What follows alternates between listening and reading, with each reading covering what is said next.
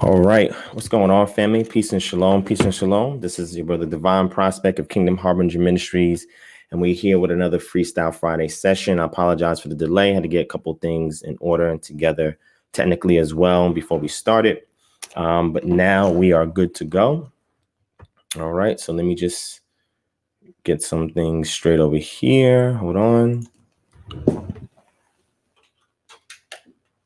All right. Let's see. All right. I think that's better. All right.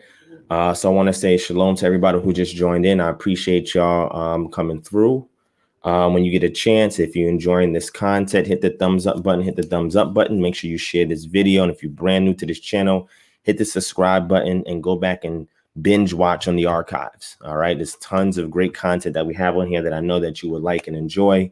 And this is just the place to be on Friday nights. You know what I'm saying? Whenever we're able to go live, you know what I'm saying? So apologize for last Friday. We didn't go live last Friday. I had to take care of some things behind closed doors. And I want to give a special shout out to my Isha as well.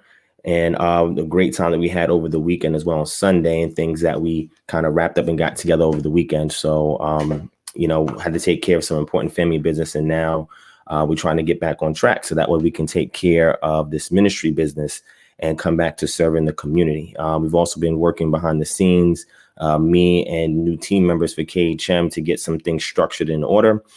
So that way we can address more requests more frequently and more expeditiously, and be able to touch bases with you guys as soon as we get the requests, because a lot of things have been coming my way. So we're, getting the team in order, and we should be starting in another week or two.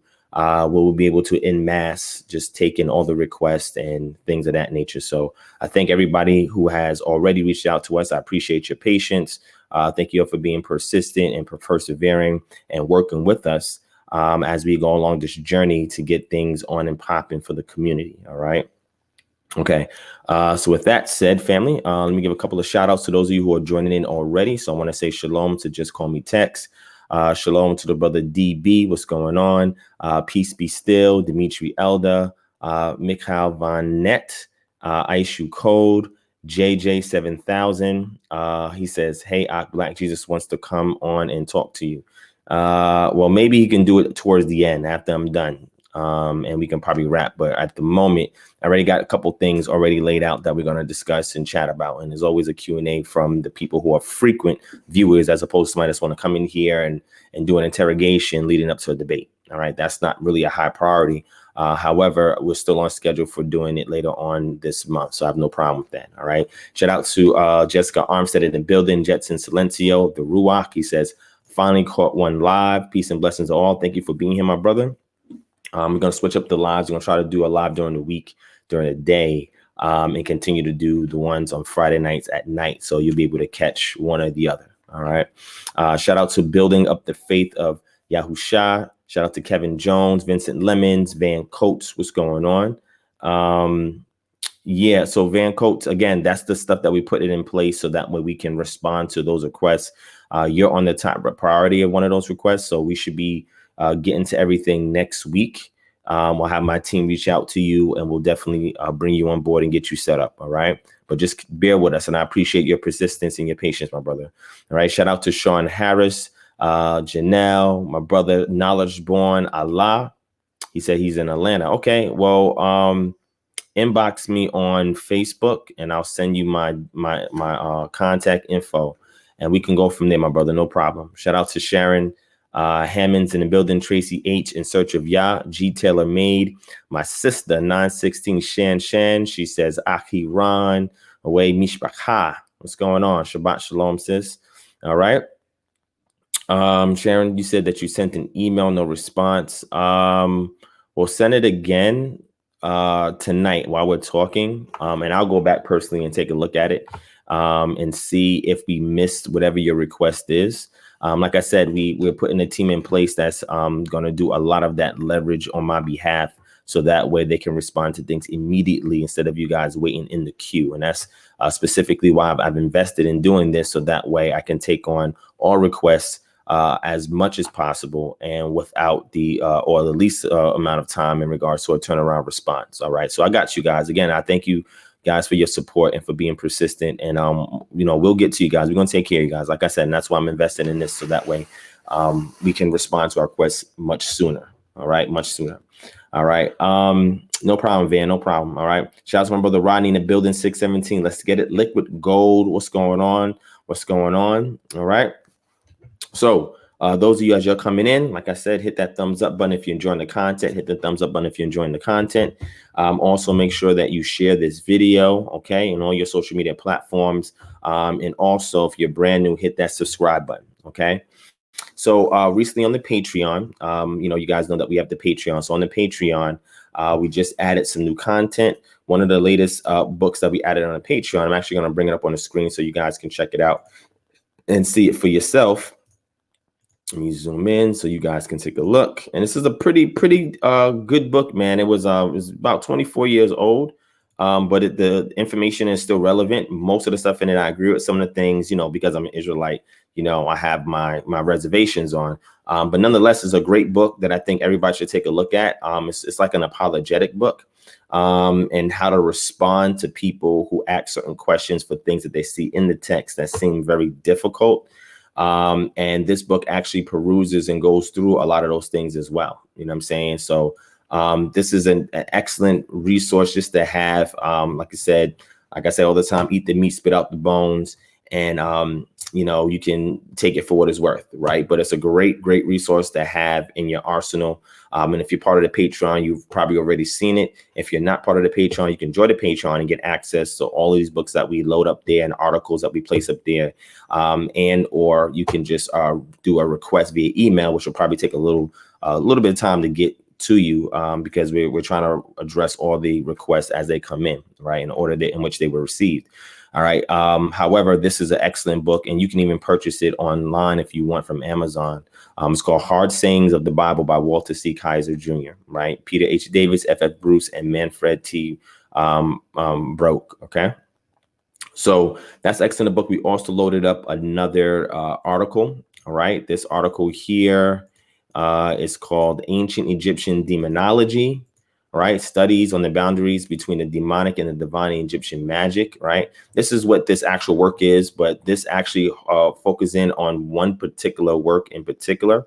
It's called Demons in the Dark, Nightmares, and Other Nocturnal Enemies in Ancient Egypt. This is an excellent work for people that want to study demonology in other cultures, sister cultures. And this one goes into the nightmares and nocturnal enemies aspect of it. This is an excellent read. Gives you a lot of context and how these things were, understood in ancient Kemet or Mizraim. And there's some blending between what we see in here and what we see in the rest of the ancient Near East, including Israelite culture, right? And when you understand this about dreams and nightmares and, proximity to things in which you're seen and how they perceive it as a way in which our temporal realm and the internal realm have crossed paths, or the paths of which the deities, are speaking to the people, interacting with the people. And then you have this almost astral projection, third person view of things that are taking place. And these are certain things in which they had subscribed to in their literature. And as you read it, they go into various things, right? Certain words that describe these type of dreams and, nightmares or night terrors and things of that nature. And it goes into it extremely deeply. And this is a great article to read if you want to add it to your arsenal. And we've also added other books on there about demons and stuff like that, quote unquote demons, for those of you who are interested in that subject matter. And all of this is, pretext before I do my lecture, right? Or my dialogue that I'm having later on this month with JJ 7000 and Black Jesus Minister in regards to demons. Now, I'm going to take a very extreme approach to the subject matter because of the teammate that I'll be having. But if you want to see, the other gray areas of my particular position, when I do the lecture, I'll unload a lot of that there. But in the interim, I'm putting books and references and resources that you can go back and check out on a Patreon. Or if you see this, you can request it via email at kingdomharbinger@gmail.com, and we can get it over to you. All right. The information is right there in the ticker below, and you'll see it. But this is just some of the stuff that we've been adding to the Patreon to provide more value to those of you who are investing in the ministry. All right.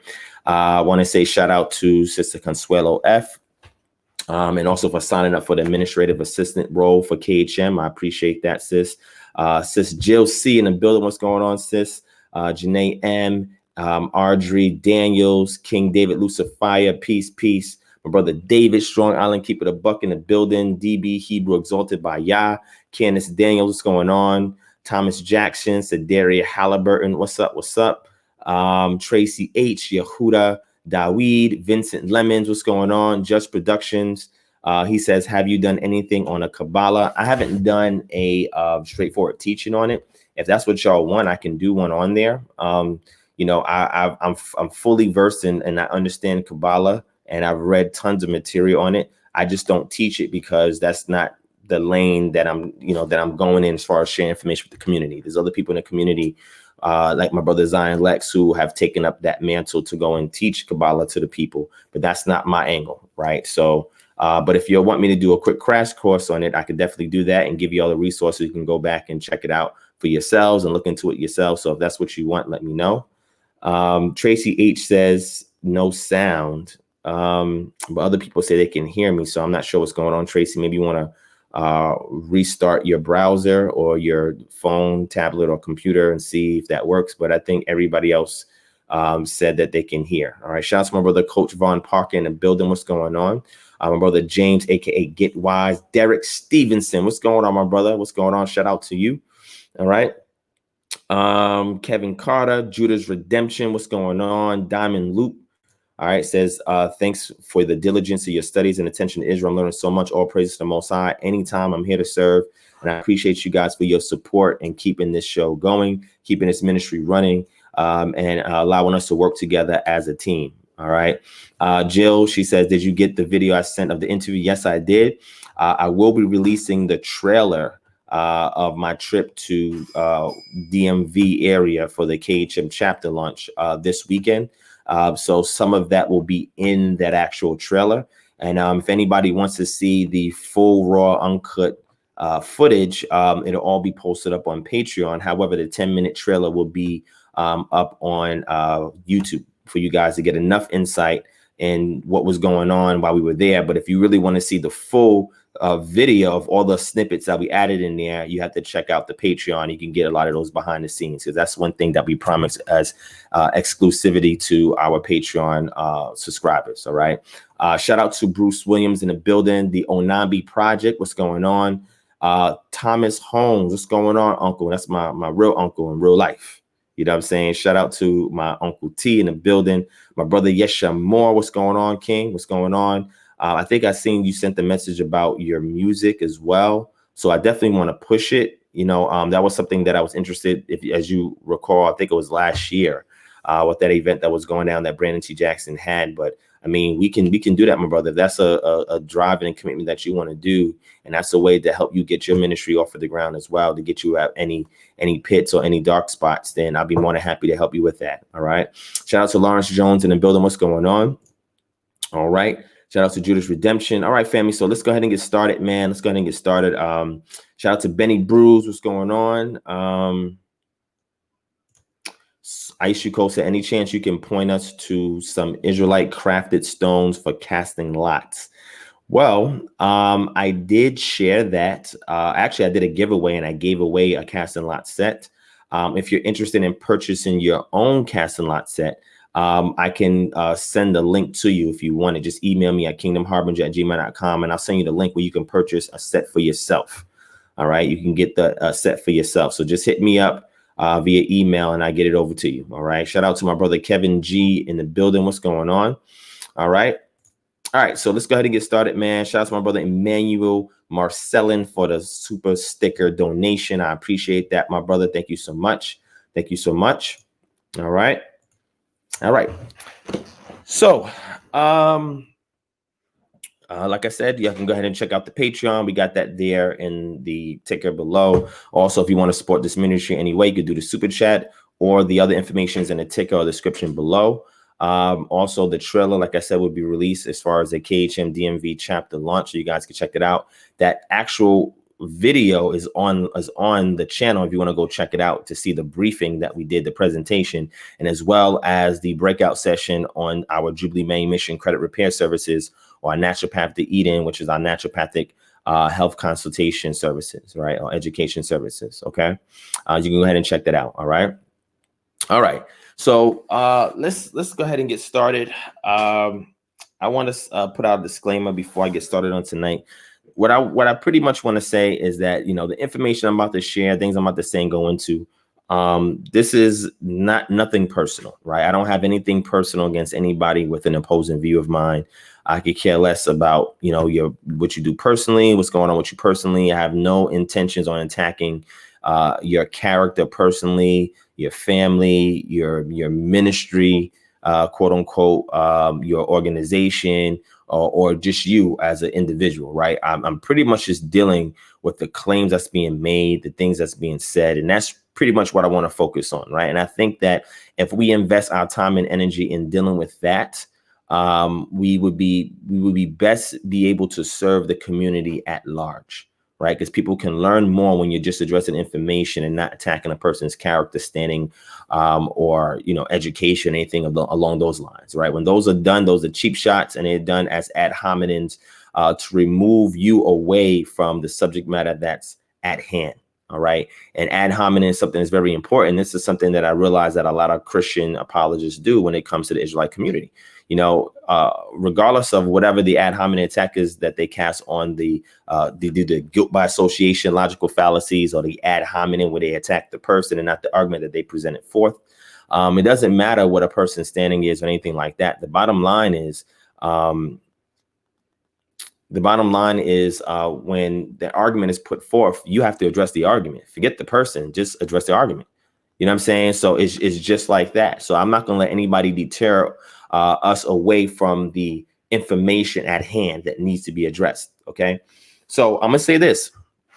There has been, and I could do this without actually saying names, right? I don't need to say names. The hit dog hollers, if the shoe fits, put it on. So I don't need to say names, right? Unlike these other Christian apologists, I got to say my name all the time. I don't have to say nobody's name, right? I'm just going to talk about the subject matter, all right? And if a person clings to it, or if it's related to somebody, then I'm going to leave that up to your imagination, right? So I want to do this, right? There is a situation where there are people that are in tons of congregations, not just here domestically in the US, but around the world, that are awakening, right? And they're waking up to information other than the presuppositions that they were taught, that they were spoon-fed, growing up in this American culture, and being, exposed to Christianity, knowing that African Americans who have been here in the diaspora for some time, we've been groomed in Christianity. Okay, Christianity is something that is extremely heavy in starch that's here in our community, and it's something that you're predisposed to as a Black American. You know what I'm saying? Over time, as people get older, they tend to wean away from it, whether they go to school, go to college, and they learn to think critically for themselves outside of religion, or whether they are coming upon African spirituality, or coming upon what's touted as Hebrew Israelism, you know what I'm saying, or Islam, or Buddhism, or Hinduism, or just spiritual. People say, I'm spiritual. They just take parts of everything and throw it together. But this thing is happening, and it's happening in mass in the churches. Okay. This is 2020. No longer do people have to rely on a pastor to give them information, to be their source of information. The internet is here. Social media is here. The world is much smaller, and there's ways in which information can be shared much faster. Things can be accessed much quicker. You can learn methodologies. You can learn approaches. You can learn where to grab data from. There are conferences that are open to the general public. You can get involved in citizen science or citizen research. These things are apparent that can get a lay person involved on the academic level or academic scale. One thing that academia does require, to take anybody seriously, is the writing of books or articles, right? So I've put together 3 major articles, four. I didn't really finish it, but about 4 articles since I've been in this walk, right? One of them was actually published in a magazine. Okay. The other 3 I have never released yet. The last one I put together, I'm saving it for a ISSAG conference, International Study for the Society the International Society for the Study of African Jewry. Whenever this COVID thing dies down and, you know, I'm able to get to the next conference, I can present this paper or this draft and have a dialogue about it. But there are things that I do have, you know, that like I said, 2 things have been published in a magazine. You know, the other 2 or 3 haven't been published. The last one, I'm waiting on the conference, because then what you do is they have a conference book and they put the abstracts in a conference book. And then, you know, once it's presented at the conference, if you're a part of, you know, have membership, you can actually, you know, get access to it, or you can purchase a book where they actually put these papers in the book and you can actually read it for yourself. So yeah, willing, you know, that will be done soon. I was working on an academic textbook in regards to ancient Israel and ancient Israel's existence. A lot of y'all are familiar with that. That project is still ongoing. I was also working on doing a reconstructed Sefer of Matthew, or in our terms, a book of Matthew, the book of Matthew, the Gospel of Matthew, a reconstructed form of it, using textual criticism, things of that nature, which fall or get in alignment with the Jewish Christian perspective, you know, the ones that Orthodox Christianity called heretics and persecuted them. But that's neither here nor there.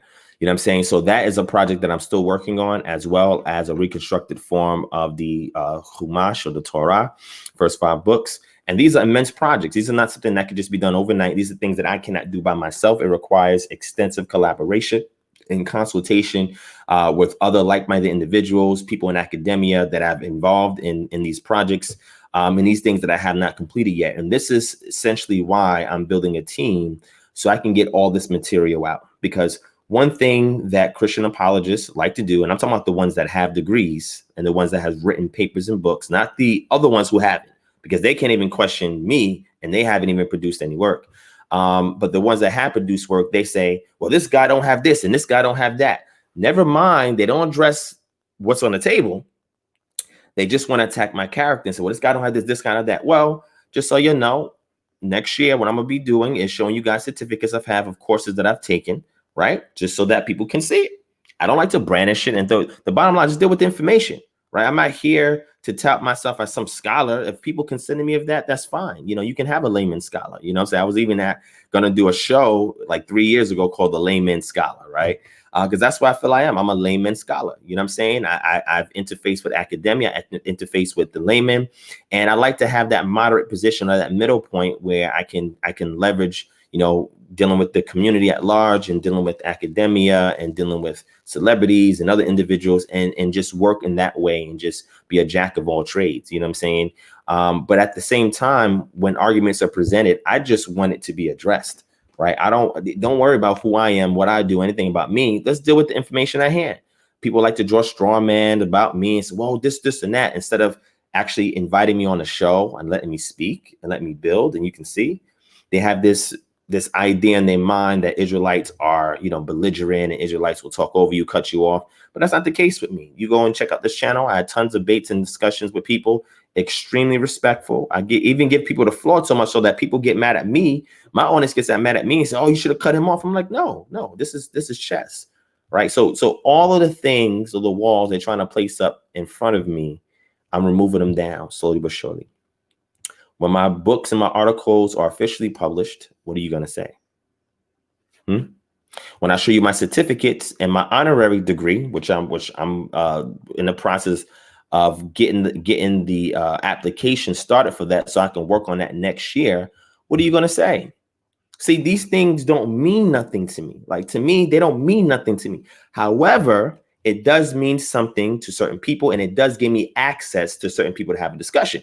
But my thing is, I'm simply interested in the unfettered truth, whatever that may be, right? And I leverage my experience, my understanding, my approach, in order to remove and strip away the dogma and find out what a thing is for what it is. Not what I want it to be, but for what it is, okay? This is why when we do the KHM Holistic Research Paradigm for Bible Study classes, I'm going to provide that information to you. And on this show, I'm going to show you guys a couple of diagrams on research methodology, right? Because we follow the research methodology steps. There's one for the scientific method, and that's for exact sciences. But then you also have a realm of inexact sciences like social sciences, right? Anthropologies. These are inexact sciences. So you can't apply the same scientific method to inexact sciences that you do with exact sciences like biology, chemistry, and stuff like that. So there are ways that you can apply a research methodology to social sciences, right? And learning the material and non-material culture of a community by means of anthropology, right? Or the study of arts and humanity, through literature or through the social sciences by way of archaeology, anthropology. And there's methodology that you can utilize in order to harmonize those things. So you can start with a problem question. Everything starts with a problem question. And you read the current conclusions on that subject matter, right? And then from there, you create a hypothesis based on your presuppositions and the current, conclusions in that field or the consensus. And then from there, you start your journey to collect data, right? And as you're collecting data, you are filtering through the data, asking additional questions to make sense of the data. And what you're doing is trying to lead it to a thesis or a conclusion that you continue to test against your hypothesis. So my hypothesis, I would say, is my presupposition, i.e., or my dogma. And I want to see, is this dogma actually something that can be validated and it's actually true? Or is it something that once it's vetted and we look at all the data surrounding it, it needs to be changed or switched up or addressed? You know what I'm saying? So it's taking that approach. So that way I'm not tainted by previous dogmas, my predisposition, my suppositions, or my assumptions on things, and I can get straight to something for what it is. And that is one of the reasons why I take that approach, because I want to reconstruct and restore the ancient pre-Israelite culture, because once this is given back to the community, it will make us a more close-knit group, a close-knit family, extended family. And that way we will be able to better work together under these pretenses so we can become autonomous or set apart and self-governing, right? And this is the important thing, okay? So when Christian apologists want to just simply attack me, you know what I'm saying, for the absence of things as opposed to the argument on the table, it's very weak sauce, right? And they're trying to save face because they have members that are leaving their congregation constantly. I get messages from people in churches all the time that's saying, look, I'm trying to ask my pastor this, ask my pastor that. He's not addressing it. He's not answering it. My pastor does Bible studies, and some of these churches, they have seminary classes, and it's just like, some things are not being touched on, and I would like an answer to it. So me, I don't turn people away. If I get the request, I say, okay, let's build. You know what I'm saying? And I'll give them that information, and I'll say to them at the end of the day, look, I'm not giving this to you so you can fight against your pastor. I'm giving it to you because you're requesting it, because you are not getting it elsewhere. I'm not telling you what to think. I'm just giving you the tools and the data, and then you do with it what you want. It's on you. You know what I'm saying? I'm allowing you to be an open thinker as it pertains to the information. Now, pastors see this as dangerous because it's like, oh, we're going to call people to leave the faith. No, it's actually going to give them concrete faith and not the blind faith that you try to sell them. See, that's the difference. The text doesn't talk about blind faith. Where's the blind faith? It's concrete faith. And that's the thing that we want people to deal with, and we're willing to address it. Now, there may be some theological differences because I work from the culture towards the spiritual system, where Christianity tries to obtain a form of spirituality and work it through the culture. And you can tell because they create a theological or systematic theological framework with the information or data in the New Testament, and they use that to read the data that came before it. And that's the wrong way to see the information. And that's my position. And that's what I say all the time. All right.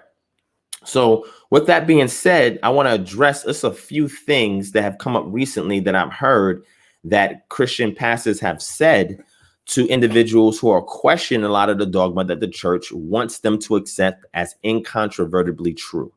Okay, without challenging. And we're going to challenge. That's what we do here. That's why we do the chant that we do a lot. That's called Death to Dogma. And that chant is very serious. And it's something that when you say it, you got to be prepared to defend it. You know what I'm saying? And what the pastors try to do is to try to gang up on these individuals who are awakening, right? And gang up on them and make them feel guilty and try to overtalk them with all of this jargon, you know, this theological jargon and stuff like that, and make them feel insecure for awakening to information that they know to be true, right? But we're not going to allow that.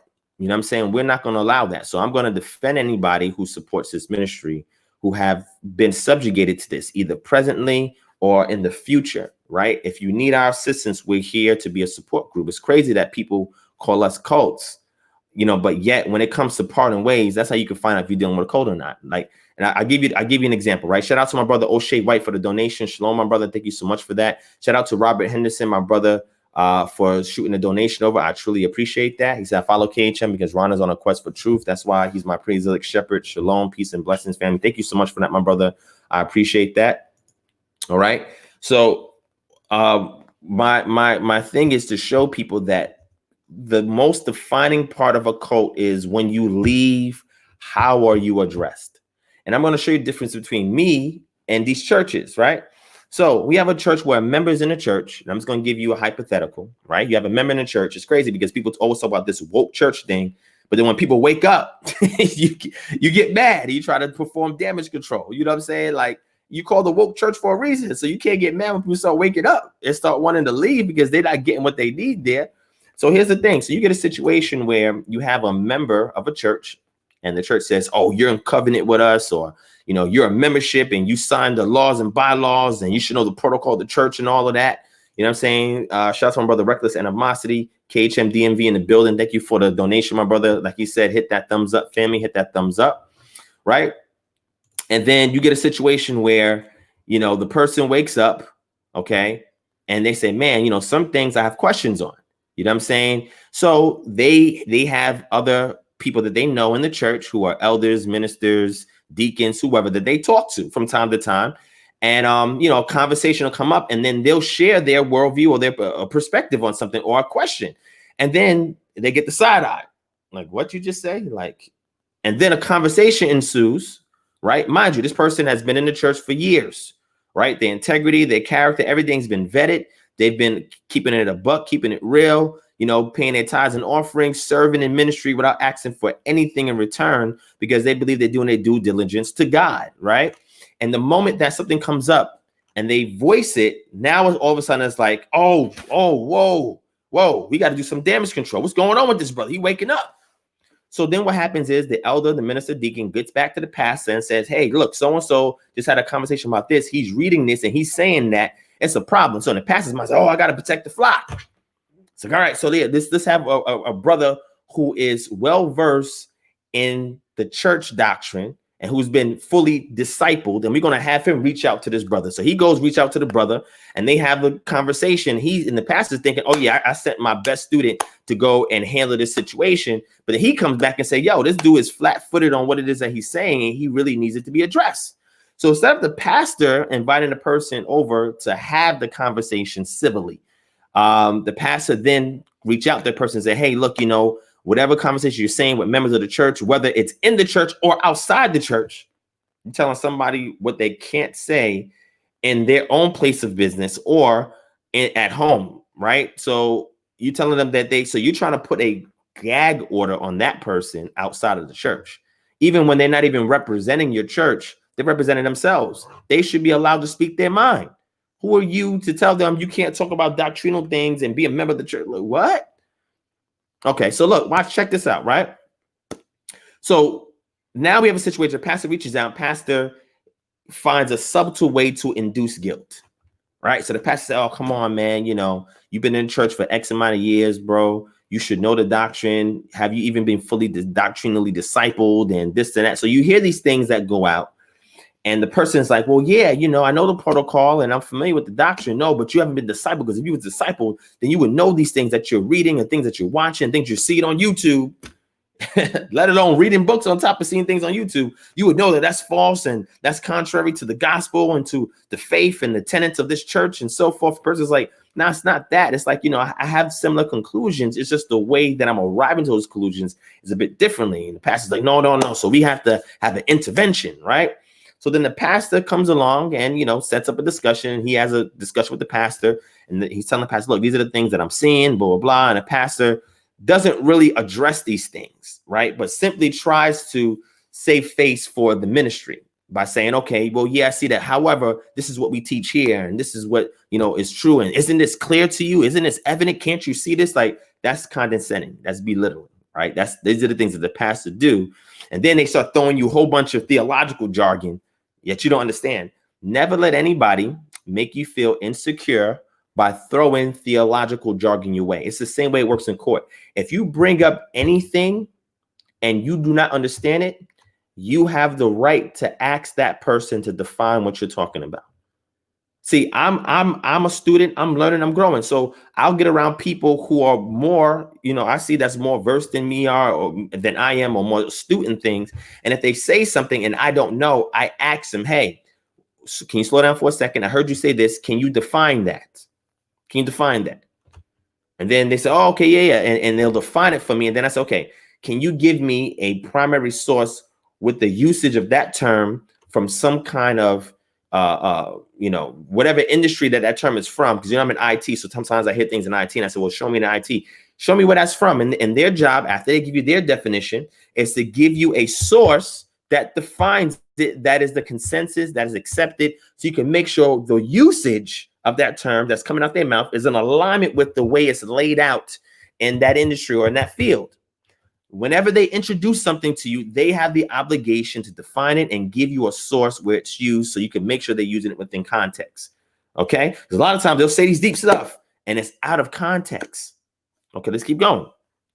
So now it gets to a point where the members, they're feeling guilty, like, okay, maybe I am wrong for thinking these things or reading this stuff or being exposed to the information. I don't know. I'm not sure. So now you put them in a sense where they don't feel comfortable because they never felt that their questions were answered. They just felt like the church was doing, a form of damage control, you know what I'm saying? And trying to reaffirm their tenets of faith, as opposed to really unpacking the inquiries that are coming their way. So then you get a chance from that. Now a situation happens when that member, they feel a little bit distant because they feel bad and guilty. However, you have a situation where these conversations come up again, not that they initiated it, but another member of the church who hears about what's going on about this person. Because, church gossip spreads fast, just amongst our people in general. I'm not even going to say it's limited to church. It's just gossip spreads fast. And the Most High is against gossip. He is against gossip, but people do it anyway. Okay. So gossip spreads fast. Now you have other people in the church that catch wind of it. And then they want to challenge that person on those things because they feel like, yeah, I'm tough in this faith and I know the protocol and the doctrine of the church. So now they have a dialogue about it with the person. That happens. Now the person, who has the question didn't initiate it, but somebody else initiated it, and that person engaged in dialogue. Now they get reprimanded by the pastor. Now the pastor says, okay, now we got to call a meeting and we got to talk to this person, right? You call the meeting, talk to this person. And then they bring all these witnesses in there, all these high-ranking pastors and elders or whoever to sit in on this conversation. So now this individual's coming in, automatically feeling intimidated, like, yo, what's about to go down? Like, why are all these people here? You know what I'm saying? So in the pastor's mind, I'm doing what the book of Matthew says. Yeshua says. He says, if a brother does, you go to a brother privately, if he sins against you. And I guess when you awaken to information and you share it, with a member because it comes up in a discussion, you're sitting, bring it to him one-on-one. If he don't hear you, then bring him to 2 or 3. And if he don't hear you, bring him before the church. And if you don't receive you, then toss him out, right? That's what they say. However, the way they approach it is not the same way it was done culturally at that time. Well, Yeshua was talking about something that was done culturally, but we're going to get into that, right? Well, we may get into that. We'll see where this conversation goes. So now we get a situation. Now that person is here. They see all these pastors. And I'm saying this because I've been through that. I've been through that personally myself. So I understand how this cult mentality works. Now, let me show you what a cult is. How do you know you're in a cult? It happens when you get to the point where you outgrow the ministry. You'll see how the pastor or leader addresses you, right? And I'm going to tell you what these guys do, and I'm going to tell you what we do at KHM or what I do personally, right? So now you get a situation where all these pastors and their persons here said, look, you violate the covenant we have. Certain things you shouldn't be discussing with members because now you're going to lead them astray and cause division, sowing discord. And that's not what the person's even trying to do. They're like, yo, I just arrived at a certain conclusion. It comes up in discussion. We're talking about it outside the church and now being reprimanded for that. And certain things you just shouldn't say because you're in covenant with us. So you shouldn't say you're in covenant with us. So you shouldn't say this. You shouldn't say that. It's like, even if somebody's bringing the conversation, yeah, you bring it to one of us. He's like, okay, well, whatever. Then it's like, okay, so what is it, these things that you have issues with? You know what I'm saying?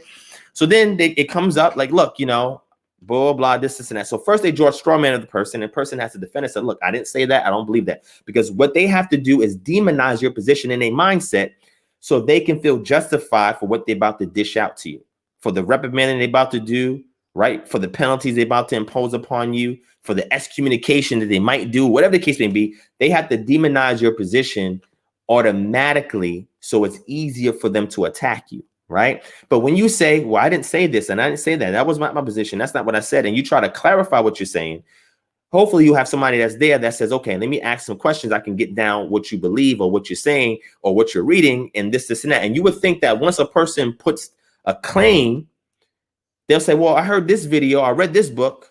Do you know about this person? Do you know about that person? It's like, okay, forget about the people. What about what I'm presenting to you, the information I'm presenting to you? Like, let's deal with the information. I'm putting it on the table. Forget the source, because that information is going to outlive the source. Let's deal with the information. Instead of dealing with that, it's like, well, you know, that's not the doctrine. And you know, this is not this. No, deal with it. If somebody brings up the subject matter of the divine counsel, right? Deal with it. Go into the language and show them when you see bara Elohim, explain to them, explain that construct right there. What's the syntax? Is that even proper Hebrew? Blah, blah. Go into it, explain it, right? When you get to a situation, when you get to Judges chapter 11, and yet that says, and your God Hemosh has given you this land, address it, deal with it. You know what I'm saying? Explain. When somebody says, well, I don't really see, you know, polar opposite dualism in the Tanakh, it's not there. I don't see it in any of the texts. However, I do see it in Jewish thought that develops in Second Temple Judaism during the exile and return. I see it start developing there, and then I see Zoroastrianism start rubbing shoulders with Judaism during that time, and there's a cross exchange of beliefs and information, and we start seeing this, you know, being written out during that period of time, during the Persian captivity, and then the Grecian captivity. Now Hellenism comes into effect. Greco-Roman elements get weaved in, and now we see this in all of the apocryphal and pseudographical information or manuscripts that come out in regards to the thoughts of the people during that time period, because now we have a situation where there's a renaissance that's occurring amongst the Judean exiles that return back to the land when they push off their oppressors or the yoke of the Seleucids that had control over them, right, in the land of Canaan, and they have over 100 years established their own autonomous community. And other thought forms are entering in. And then we transition from that intertestamental period into the New Testament, right? And then you start questioning certain things and say, well, this and well, that, well, this, well, that. Well, you know, can you get into the second aorist tense when we talk about this? And then you get a situation. It's very funny. They bring up Philippians chapter 2. And this is why I tell people, look, even if you don't know the language, learn it. But if you don't know it immediately, always have sources to fact check your pastor whenever he says something in his mouth. These pastors tout that they know Greek, tout that they know Aramaic and Hebrew, and maybe they do, maybe they don't, but they can say anything to you. Don't take it for face value. What I do is provide you all the resources to fact check them. Don't forget what I say about it, because I can interpret something for you, break it down, parse it out, all that. Just like I tell y'all, don't use Jeremiah 14:2. That has nothing to do with the color of the people. I parsed that whole thing out on this channel, and I broke it down for you. Deuteronomy 28:60, I told y'all that is in the Hithpael stem, right? The active reflective stem. Do not use that to say that there you will be sold. No, they offered themselves. That's what they offered themselves. Not there they will be sold. They offered themselves. This is why learning nuances in a language is important. And other things, place names have a reason. Baal Gad. Why was the place named Baal Gad? Well, go and look at the excavations done in that region to see what are some of the material culture that was found in that region. Look at sister cultures. Well, there's any other culture that talk about El and Baal and all these other deities? Yes, you have Ugaritic culture. How do I know what the Most High wants me to do as opposed to what he doesn't want me to do? Well, you got to find out what was done in that region in the Ugaritic text and all the inscriptions that we have from Moabite, Ammonite sources, etc., Edomite sources. Leverage that, because you know the Edomites had a particular deity that they worship. It wasn't just Yod-Heh-Wav. They worship a plethora of other deities. Same thing with the Midianites in the Transjordan region, Northwest Arabia. You got to study these things and get information. So I give the sources. They give you the backdrop, or I'll just give you books that, and I'll show it on the screen because I showed these already. I think the last live stream that you can utilize so you can understand the context behind what's being said in the text. Okay, the text didn't just show up out the sky. right? It didn't just show up. This inspiration based on what was going on during that time with the people. You got to keep this in mind. So I give you the tools, fact check your pastor. And I'm going to show you how to do that. I always recommend y'all to get these sources right here, right? Always have these in your arsenal. These are really small. You can take them with you, right? So if your pastor brings something up in a language and he says, well, this is the cow infinitive absolute. And you're like, cow, you look it up. Oh, cow. Are you talking about this, pastor? That's what you're talking about? Okay, so let's read what that is. I always have a lexicon and a grammar book with me. Always, because I can say, well, this is what it means. Somebody can say, no. Let's look at an objective source that don't care about me and you, and let's see how it's laid out there, right? Or if they go into the Greek, and you're like in the Greek, okay, well, we're looking at this. Well, is this a third declension now? Well, what's a third declension now? Well, you got to actually look for examples of it. Look for case endings and things of that nature to understand what declensions are. You have these things with you. And in the back of this book, guess what? There is a lexicon in the back of these books. See this? It's a lexicon. And a lexicon shorthands and breaks everything down for you. So as you're going through these words, you understand what's going on. You need these for linguistic ways of fact checking anybody that's trying to tell you about the language. If anybody could teach you anything that they want, tips and tricks and all of this other extra stuff with the language, fact check them. So wait, what you said that was? That was a what? An adjective in Greek? What you say? That was the past participle? Is that what you're saying? Okay, well, I read here saying this is the active present participle. This is what it's coded as here when we go into this type of interlinear or resource. So why'd you say that? That's what it says, Pastor. Fact check them. Grab your reference guides. Okay, have these as well. Fact check them. Don't let nobody say nothing to you and get away with it. Fact check them. Put the onus on them. Put the burden of proof on them. Put the burden of proof on them. If you want to go into be able to explain things a little bit better, you can get you the Ugaritic right here, or you can get you the Syriac. Okay? Fact check them. Bring some stuff to their attention. This is how you work. It has nothing to do with what you believe, what they believe. Sometimes the pastor can be wrong. He's infallible, right? Excuse me, he's fallible. He's fallible. The information is infallible because it's concrete. But we're fallible, all of us, even me. People fact check me all the time. If I heard you say this, I'm like, oh, you're right. You know what? You're right. So next time I address it, I won't say that. Or next time you address it, I'll correct it. I have no problem with doing that because I tell people I'm a student first. So when the pastor comes in here, he's dropping all these theological terms and saying, oh, well, the Greek says this and the Hebrew says that. Don't just accept it. Say, whoa, show it to me. Parse it out, pastor. Break it down for me. Let me see it. You come in here with your logo software, right? The logo software, because logo software has a part where it actually parses things out for you. Come in here with your logo software. Come in here with your little compact books. Hold on, pastor. Let me bring the book out real quick, because I know you're in a position of authority and you're stuck because you went to seminary. But me as a layman, I have to look at things objectively. Me as a layman, I have to prove all things. Me as a layman, I have to test the things you say, like the Berean church. I got to do these things, pastor. So just give me a second. All right. I got this book here, and the pastor can be like, oh, shoot, he brought references with him? Yeah, I brought references, pastor. I see you got all those books up there, but every time we talk, you never pull one of those books out. But I'm going to bring this out for you, pastor. What about this in the language? Or you go into something culturally and say, hey, pastor, I see you have an issue that somebody can bow down to a king and see a king as God. But this is what the text says. The text actually calls the king God. And people actually bow down, prostrate, and worship the king along with the Most High. You'll be like, what? Oh, my God, that's crazy. That's ancient Near Eastern customs. It's only crazy to us because we have been dispossessed away from that knowledge and that understanding. That's why it gets crazy to us. But it's actually not. And I'm going to show you the text for it. So when this individual is there trying to stand their ground, and the pastor's throwing all these things with them, and then the pastor got this guy here, this pastor here, this elder here in the room with this person, it's a tactic. It's a shaming tactic. It's a way to make you feel like we all got the consensus here, but it makes you look like the oddball out. It just makes you feel like, well, you know what, man, I'm wrong. I guess they're right, and this, and that. It's crazy. It's crazy. It's absolutely nuts. So Some of these things are frequent. So now they say, well, you broke covenant with us, and brother, we're not happy with what it is that you did.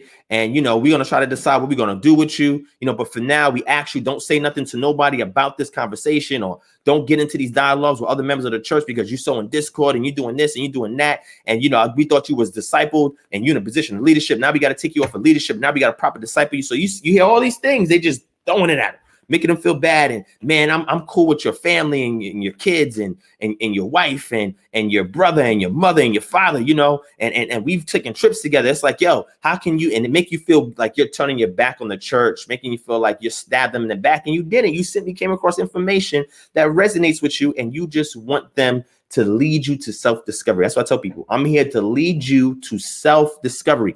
When a person is on the path of self-discovery, and epiphanies arise when they're on that path, it's credited to themselves or them seeking Yah.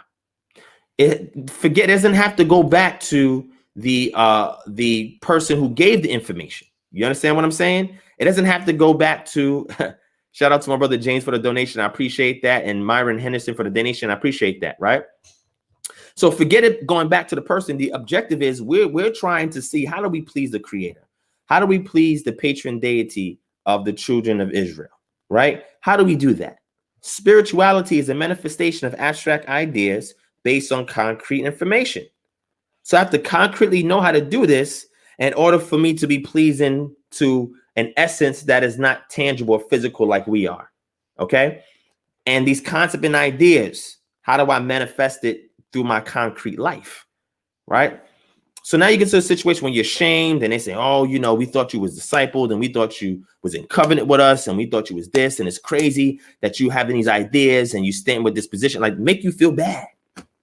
I've seen it because it happened to me, and also because I had to sit in on some of those. So I know what it's like.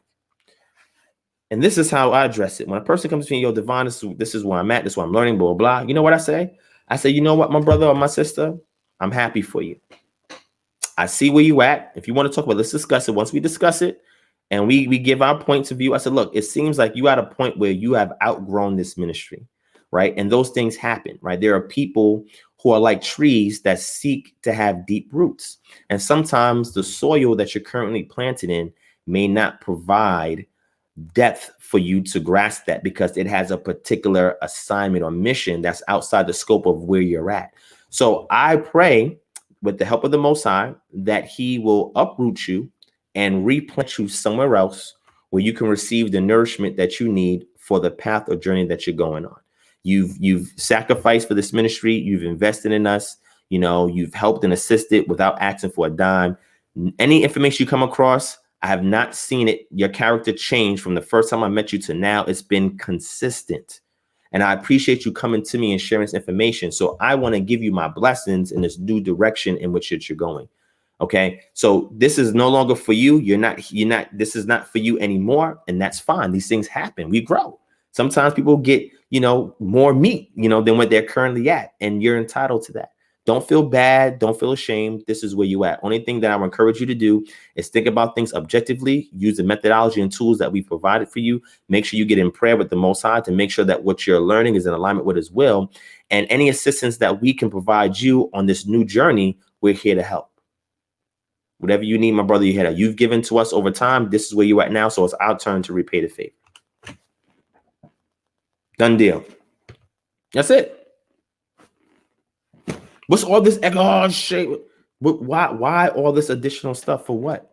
Why do you need to put somebody through that, and they have toiled and labored for you and didn't ask for a dime?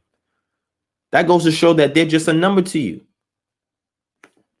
But churches have to protect their flock, and if somebody has a different doctrine what the church's tenets are, then these are the things the churches do. However, a church can still approach it differently. Like what I just said, you can say that to a member and then have them go on their way. Don't guilt them. Don't shame them. Don't intimidate them.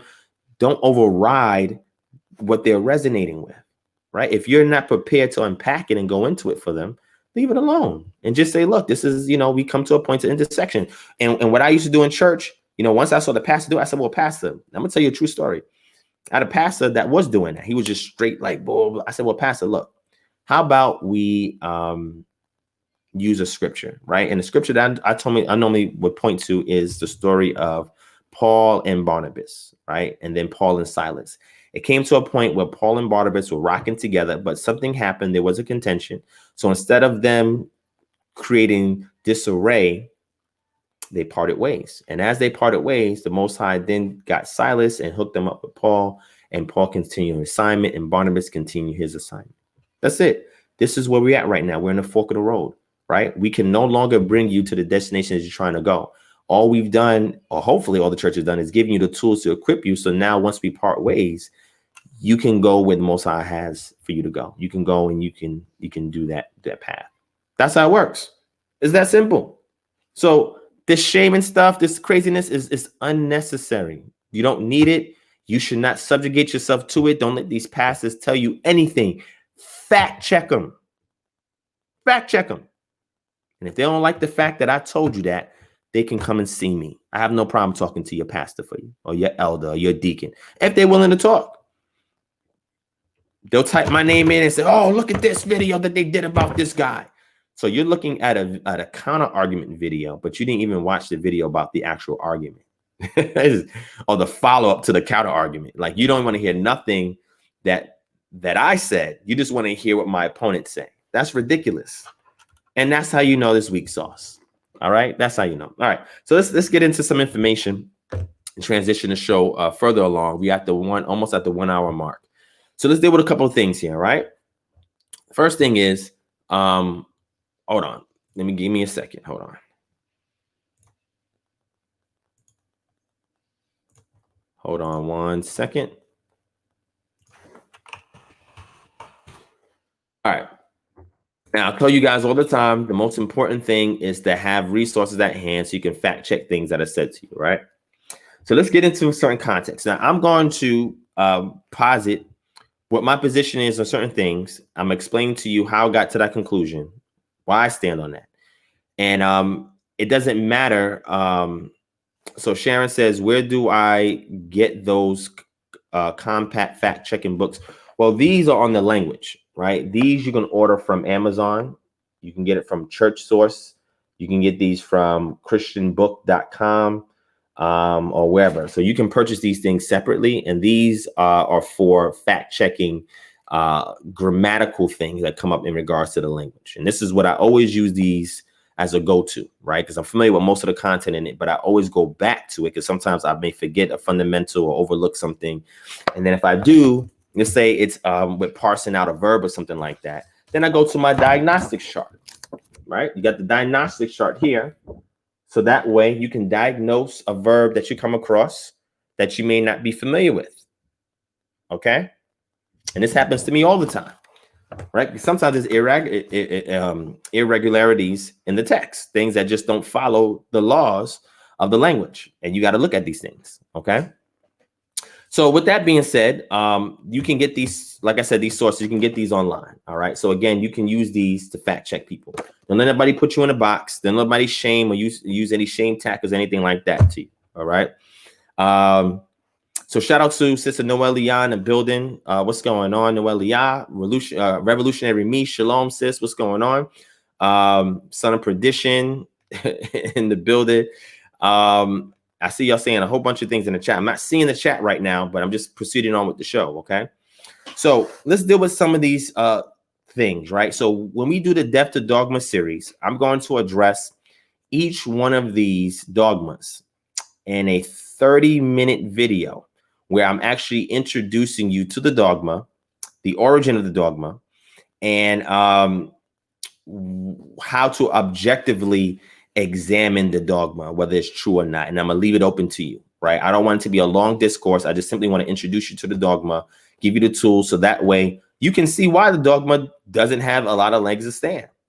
See, there's a lot of ad hominem, logical fallacy that's known. There's one called the argument for popularity, which means, hey, this thing is popular amongst these Christians over this period of time, so therefore it's true.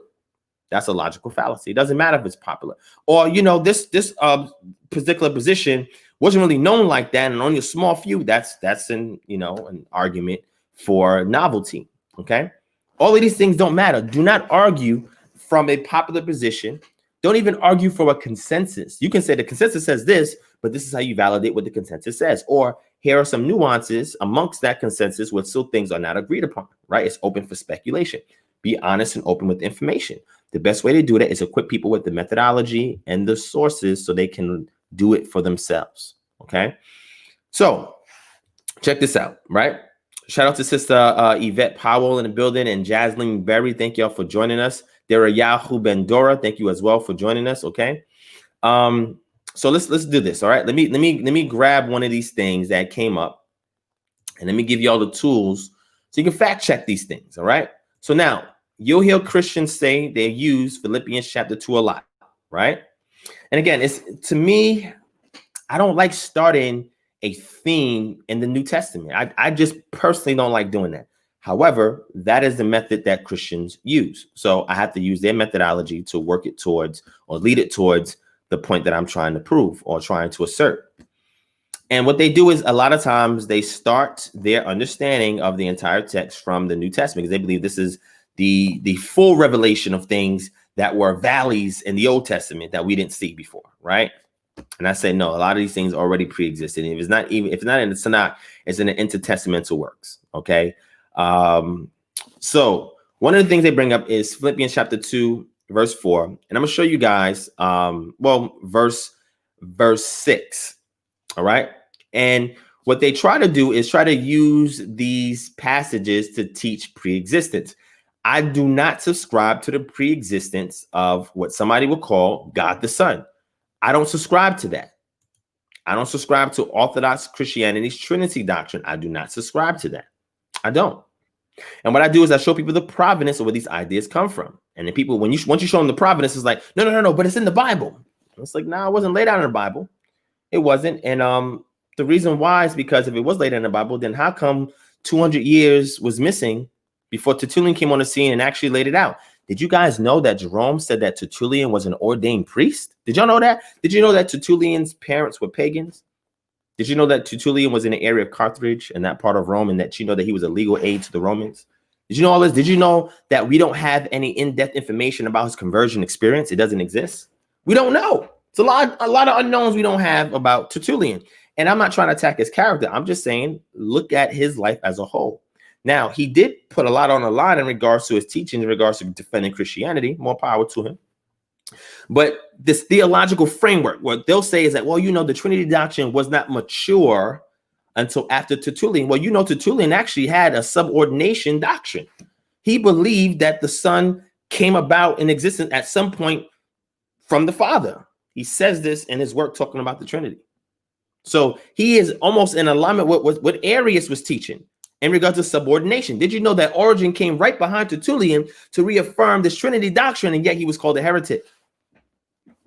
Okay, so this is stuff that we need to learn about church history, right?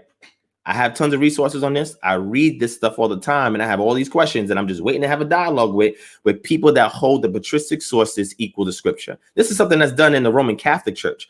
I wouldn't hold Protestants to do that, but a lot of Protestants do that as well.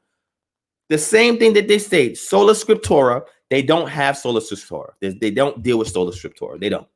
There's certain things that's just not explicit because it's implicit in the text, and it requires some kind of mechanical knowledge of a subject matter before you can interpret something. And a lot of times, one of those sources is going back to the church fathers, and another source is going back to textual variants. Other times, it's going back to experts in the field who have written papers and written books on the subject matter. Okay. All right. So let's deal with this. Let me bring this up real quick, and I'm going to show you one error that is used by pastors to teach the pre-existence doctrine. And I say it's fallacious because the text does not talk about that. And we can get into the Greek, and we can see that the Greek itself gives you the verbal tense. Okay? The verbal tense. Okay? Now, check this out. Let me show it to y'all. And this is what I'm talking about fact check. So fact check could be these books, these reference guides, or you can do it for free online. blueletterbible.org, biblehub.com. And these are sources that you can use to fact check your pastor. So let me bring it up. I'm gonna bring it up in Blue Letter Bible, and I'm gonna show you guys this. And again, you can use these things to look for the tense, your past, present, or future tense. Okay, understand what the active voice is. All right, understand what a participle is. These things break it down. I'm going to give you the short form of it. You can go back and check it out yourself. I told you I don't like the Greek. I know enough of it to get through it, but I'm not no expert in Greek. I'm not going to say that. I know I'm better with biblical Hebrew than I am with biblical Greek because I just don't like biblical Greek. However, I would love to, going forward, when I transition y'all into the Syriac, because, I make a case for the Syriac that, those first century individuals that's written about in these Greek New Testament manuscripts spoke Aramaic. And you see tons of Aramaisms in the text. And if you don't know Aramaic and even its sister language, Hebrew, then you're going to be disconnected from the things that are being said. It's going to lead you to make some kind of deep spiritual analysis of it, where if you just understand the Aramaism, it just simplifies it. I gave you the source. Was the New Testament really written in Greek? I gave you that source.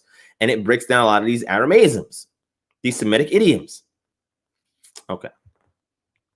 So I want somebody to show me that this right here, that this is teaching pre-existence.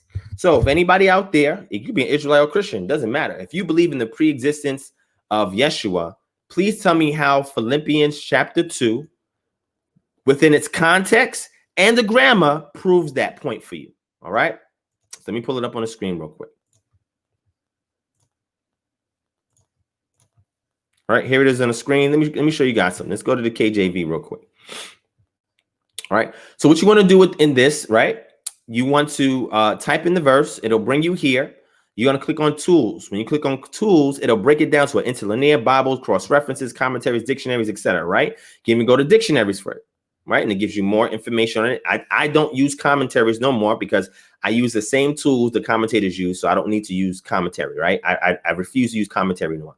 I don't use commentary no more unless it's commentary that is not purely exegetical from a Christian presuppositional worldview. Okay. So this is why a lot of books I share with you guys just gives you the information behind something, give you context. Right.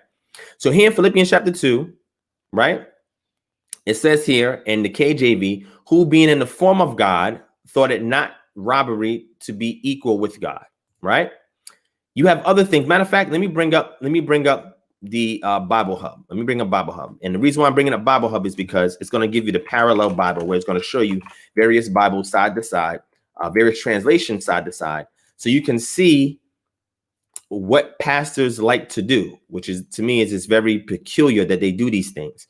And again, anybody in the chat, if you want to argue for pre-existence, I mean, that's fine. We could do it. Like I said, my position is very simply the hand of the Most High, which is his arm, is strength. So arm in Hebrew can be a literal arm, depending on context, or an idiom for strength. Okay. Your right hand can literally be about your right hand, right? Your yad can be your right hand, or it can mean authority or power. Okay. The ruach, the spirit, can mean breath that you have in you. It can mean the personality or essence that you have, or it could be something that is external that has captivated you from an external source. Okay. In Hebrew, we have the hethal stem, or the causative stem. It's very interesting when you see the ruach linked with the causative stem. It's deep because it helps to separate with a verb stem to get you to understand that this is not something that's coming from the subject itself, but it's something else that is working on the subject. This is why learning the language is important. But check this out. Philippians chapter 2. Let me pull it up for y'all so you can see it in this.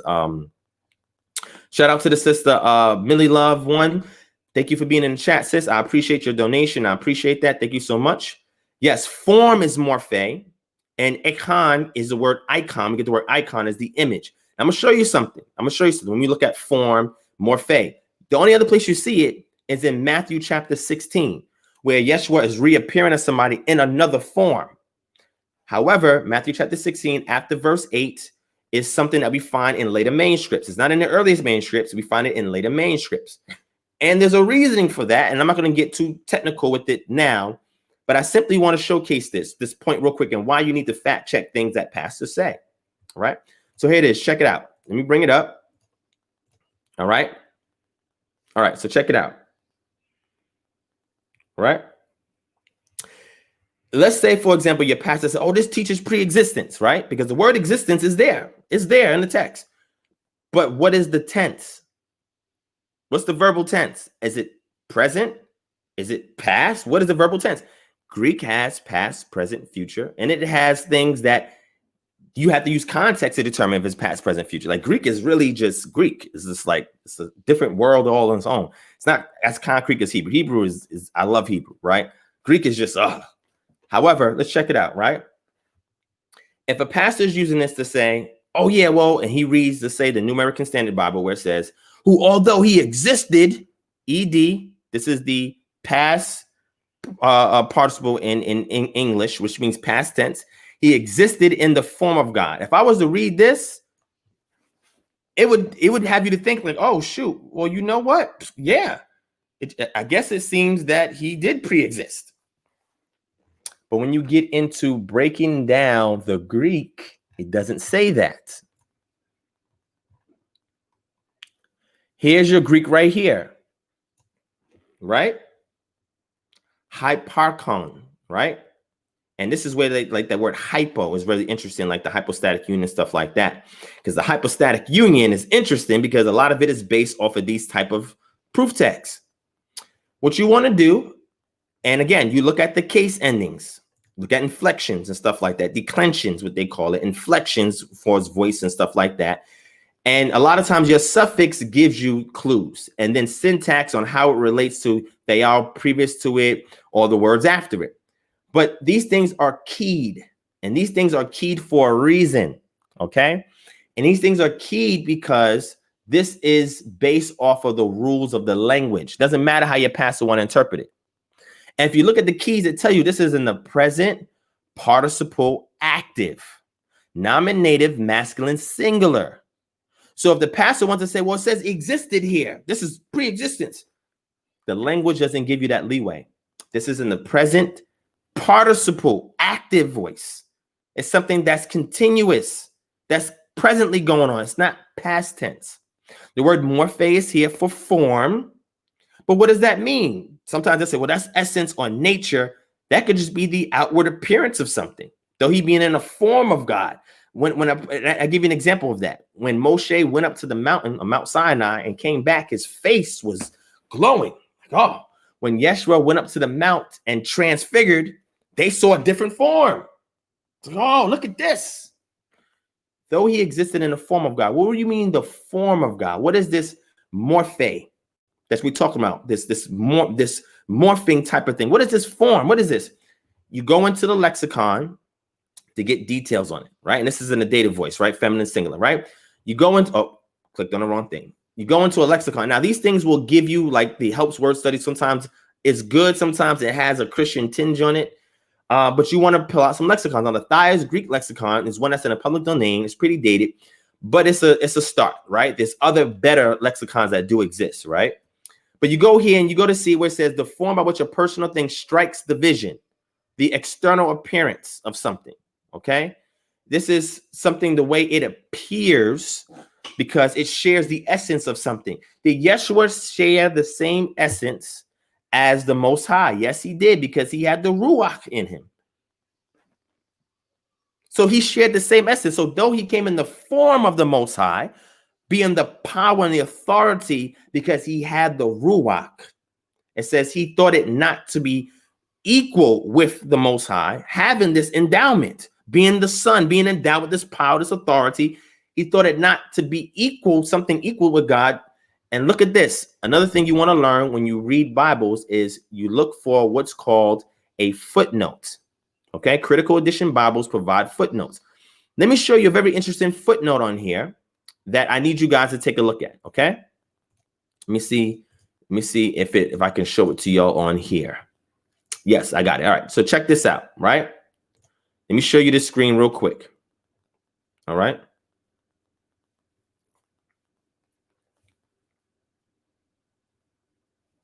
Kevin, are you talking about me?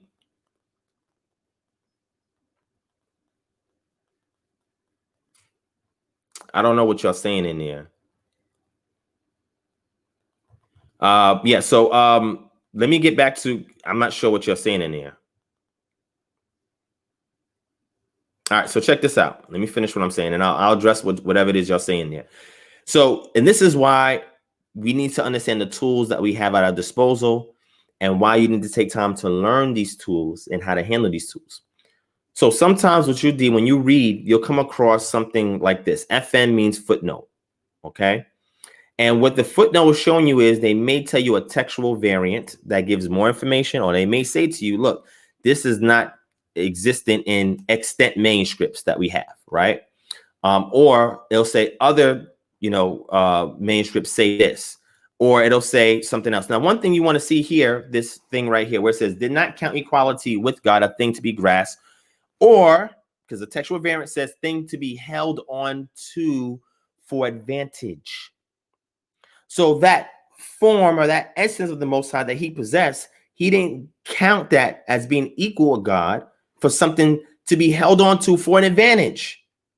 And this is evident in his life. He said, the Son of Man didn't come to be served, but to serve. This is what he says.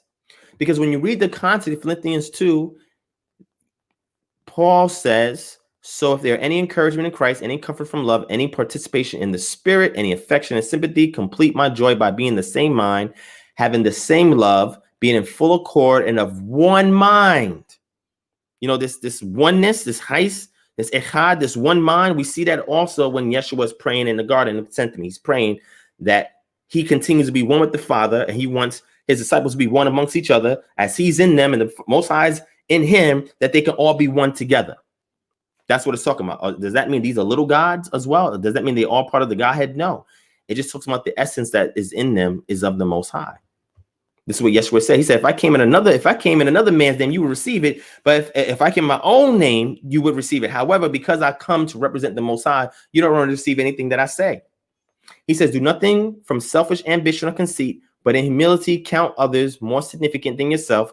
Let each of you look not only to his own interests, but also the interests of others, having this mind amongst yourselves, which is yours in Christ Jesus, or the footnote says, which was also in Christ Jesus. So the things that he's telling them, the things he's edifying them on, he's saying, this is the mindset that was in Yeshua. This has nothing to do with a pre-existence.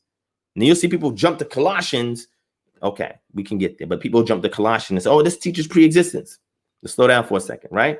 So he's given these things that we should be doing. We should do nothing from selfish ambition or conceit. We must show humility, think about the interests of other people. You know what I'm saying? Have the same mind, the same love, and full accord.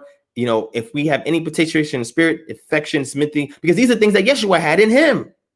And it says, who though he was in the form of God, because Paul says that those, okay, we're going to get to that. When he calls us the believers, the sons of God, we are co-heirs with Christ. This is what Paul says. So that same essence and power that he had in him, we also have in ourselves. But the thing is not to use that to be puffed up. Don't use that to say, well, yeah, I'm equal with God. Now what? No. You empty that. You pour it out. Example of that is when we get to Yeshayahu chapter 53, because some Christians use that to say this is talking about Yeshua. It says that he poured himself out unto death. He poured out his life, his nefesh unto death, his soul out unto death. And we'll see in Corinthians where Paul says that he has poured himself out as a drink offering. He's given up. He's emptying himself. It says, but emptied himself by taking the form of a servant, being born in the likeness of men. And being found in human form, he humbled himself by becoming obedient to the point of death, even death on the cross. And we see the same thing in Yeshayahu, Isaiah chapter 53, where the suffering servant is also emptying himself out unto death. Okay? So this text has nothing to do with pre-existence. Now, if you want to use something else to show, that's fine. Binitarians will come in here and, like my brother Kevin says, show you a second Yahweh that is there in the Old Testament. And I say that is not a second Yahweh as far as a second person. That's not what that is. We teach it's an extension of the Most High that represents him directly when he's interfacing with mortals or human beings.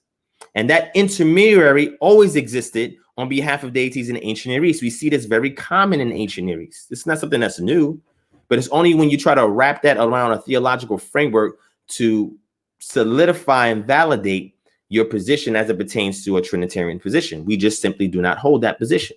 Okay. So check this out. Check this out. All right. Shout out to my brother. We woke now. Thank you so much, my brother, for the donation. Shout out to Pastor Kelly Richardson. Click on his channel, subscribe. He just did a video on something that I'm going to talk about with y'all in a few. Okay, dealing with Jeff Durbin. And again, you Black Christian apologists, there's some receipts that you guys got to deal with. Y'all can't over here and be pro-Black and say I'm a Orthodox Christian and then expect your white counterparts to just let that slide. It's not gonna work. Gonna happen. So you're gonna be ostracized and marginalized for identifying problems in the Black community and trying to use the gospel to solve it, as opposed to just labeling everything as sin. That's what a lot of white counterparts. It's just about sin. Forget the ethnic groups. They try to erase that. You're making ethnic groups and ties in the body of Christ, and it should not be. Jeff Durbin went in on the woke church. Okay, he didn't say anybody's name in particular. He just went in on the woke church. All right, and I'm about to show it to y'all. And this is why I be telling these Christian apologists, yo, you can be buddies with these white counterparts all you want. At some point, a directive is going to come from up top. That's going to be the consensus, because they're the ones that actually govern the religion, not you. You don't govern the religion. Oh, but God does. You say that, but how are these white counterparts? They have rank over you. So once it starts coming down from this little consensus up here, and it starts funneling down, what you see Jeff Durbin do is not something new. I've been to several G3 conferences. I don't see a lot of you guys there. I don't see it. That's why I met James White. The video is up. If you want to see me, I met him at a G3 conference. I go to these conferences and I speak to people that are there who are experts and scholars in the field. And I rap with them. I talk with them. What I'm simply trying to tell y'all is this. It's going to come a point where Black Christian apologists, you're going to have to draw the line in the sand. Are you going to abandon identifying the injustice that's happening in the Black community for the sake of a generalized gospel? Or are you going to continue to stay steadfast on your own and make the disconnections that you have with other entities that are against that? What y'all going to do? Which one is it? Because I was going to play the video for you that Jeff Durbin said. He just went crazy. I want to see Black Christian apologists attack Jeff Durbin, because once you attack Jeff Durbin, y'all should know that he's related to James White, not by blood, but through marriage. You know, from what I was told, he's related to James White, and he's very close with James White. We know the woke church already got beef with James White. Pastor Eric Mason already got beef with James White. James White critiqued them several times before Jeff Durbin even came out, and they've gone back and forth. I be trying to tell these Black Christian apologists, yo, when it comes to identifying these injustices in the Black community, y'all need to ride with us.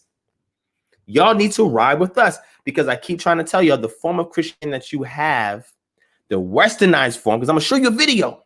If you're going to be a Christian and you're a person of color, this form of Christianity, you need to abandon it. Get rid of it. Throw it away. I'm going to give you an Eastern form of Christianity you need to adopt, because you like to use that for leverage and say, oh, well, Christianity is African, you know, and African, but the form of Christianity that you hold steadfast today doesn't look nothing like those African forms of Christianity. It just doesn't. Not at all. And I'm going to show you what I mean in a second. I'm going to play a video for you guys. Hopefully they don't strike this from the video, but I'm going to show it to y'all. So check this out, right? Check this out. Watch this. So the pre-existent thing, I do it all the time. I told y'all my position is what? What is my position as it pertains to the New Testament? Do I believe the New Testament is inspired? Yes, I do believe there's inspiration in the New Testament. What is my position on Paul? Paul's letters is tertiary or peripheral in regards to my standing and understanding of Yeshua. The book of Matthew best represents Yeshua from the position of the people who engage the culture. When we go and we peruse through the book of Matthew, there are several textual variants and other things that can be reconstructed to get closer to the original than what we have today, right? A lot of what we have today is based on a particular manuscript, all right? That's the standard in academia, and I brought this up before. This is why when I give you all the ESV and Linears, it's based off of those standard manuscripts. And when you read these critical edition Bibles and see those FNs, they'll give you some of those textual variants. And the book of Matthew is my go-to text when it comes to my understanding of the New Testament. the Brit Hadashah, is the book of Matthew, right?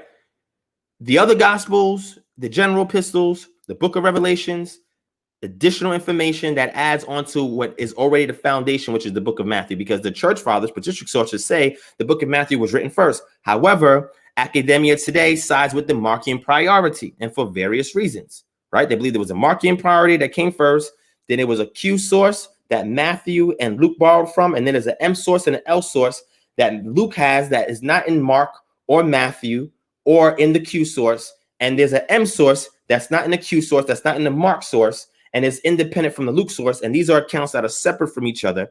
And the Markian priority, typically where Luke and Matthew agree on something with Mark is believed to be the shorter form of it. Mark is in a more rougher Greek than what we get in Matthew and even Luke, which is a more stylized, more higher form of Greek. And then we use this to kind of understand what came first and what borrowed from what. And this is textual criticism 101. But the church fathers, if we go strictly on the patristic sources, they say the book of Matthew was first. They say that the book of Matthew was written in Aramaic. Some of them say even in Hebrew. Jerome said he's seen them. Origen read from them. Epiphanes ran from them. Eusebius was aware of them. These are several people that knew that this book existed. They knew the group that it came from. So what I'm simply saying is these people simply just had their book of Matthew. They did not have to deal with the writings of epistles of Paul. Paul says in Galatians chapter 2 that he came to go to the Gentiles. He was given the right hand of fellowship in Acts chapter 15, the Jerusalem council, to go towards the Gentiles. And he said Cephas and Yachanan and Yaakov, James and John and James they went towards the circumcised. Yeshua came to his own, and his own received him not. Well, yes, some of his own did receive him. You know what I'm saying? It wasn't the majority of them, which was necessary for the revolution to begin, but enough of his own did receive him. So I come in the vein of these Jewish Christians. This is what academia calls them. And their teachings is a template for me. Now, there are some things that they shared and taught that I don't agree with, right? And I explain why. However, that's a foundation. That should be the pedigree for Israelites today. That should be the pedigree. When we go into, like I tell you all the time, find me a work from Irenaeus of Polycarp that teaches the Trinity. Cite any work from Irenaeus of Polycarp that teaches the Trinity. Mind you, they were under Yachanan, and they were part of the Yahudim community. Show me one primary source from Irenaeus of Polycarp where they taught the Trinity. Show me one source that lays out the theological framework for the Trinity before Tertullian. Don't bring up the Didache. Please don't bring up the Didache. And there's a couple other sources too, Hippolytus and a couple other people. Don't bring these people up because they were not talking about no Trinity doctrine as in Orthodox Christianity today. Don't bring them up. You would think that these people would have a much mature understanding of the Trinity because they were much closer to the source. Let me post this up. My sister Shan saying, yo, my sister Ashanti in the building is the truth. And I say this all the time. And it's a sister. Brothers, we got to admit when the sisters know their stuff. This sister studies diligently, right? She says Paul deals with issues like oral law, laws of the land, Gnosticism, imperial cult, use language and social construct of their region so that the converts of Yod-Heh-Wav-Redu Yeshua could understand. Exactly. All scholars know this. Matter of fact, I'm going to give you a book, a source that actually explains what she's saying. I told you about Gordon D. Fee's work, and he wrote a whole book on the Christology of Paul, on the theology of Paul, and he breaks the same thing down. Paul even uses, guess what, Greek philosophical works where he even cites them. Paul does this because of the audience that he's speaking to. So let's rewind. So when it comes to my position, I make it clear. Paul's epistles is tertiary. What does tertiary mean? It's third, right? And it's peripheral. It's on the outside of what I say is necessary for salvation. You don't need Paul's epistles for salvation. They can add additional insight into that, but you don't need it for that. So when people say, oh, yeah, you need, no, you don't. Oh, but you need the whole revelation. No, you don't. The Gospels is good enough because Paul's talking about Yeshua.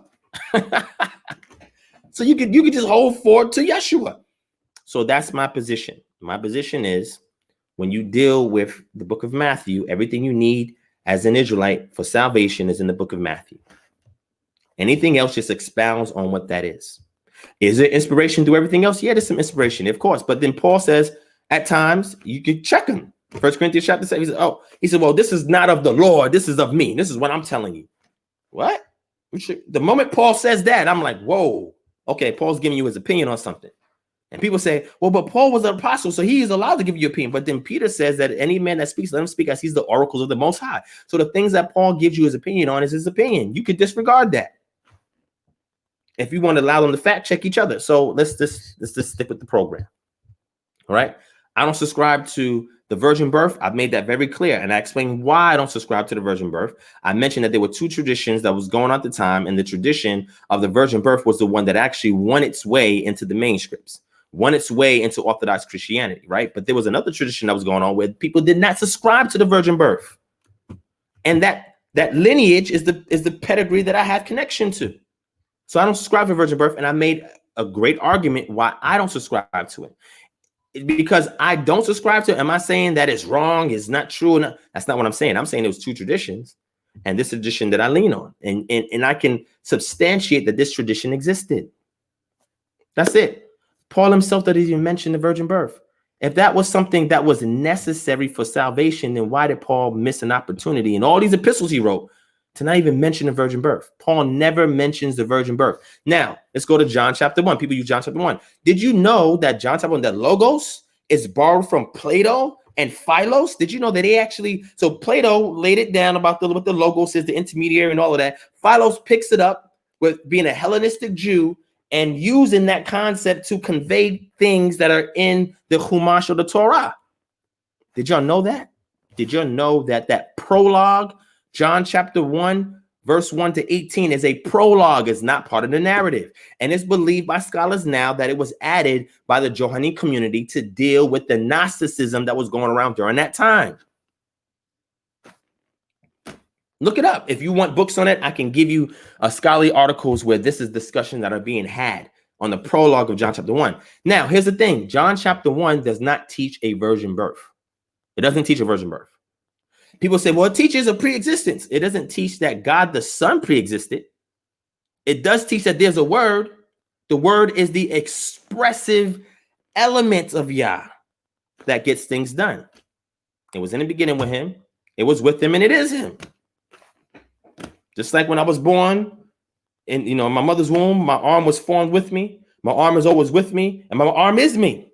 So when I use it to save people and do things, who gets the credit? When I use the arm, I get the credit. You don't credit my arm and say, oh, the arm of Ron did this. No, you say Ron did this. You say Divine did that. But my arm was the one that actually was doing the things. It's like, okay, let me do this. Let me help you out the well. I pull you out the well. My arm is doing it. Pull you out the well. You give me the credit. That's what the Spirit is. The Spirit is the extension of Yah that's going in and doing things. Ezekiel said the Spirit was in me.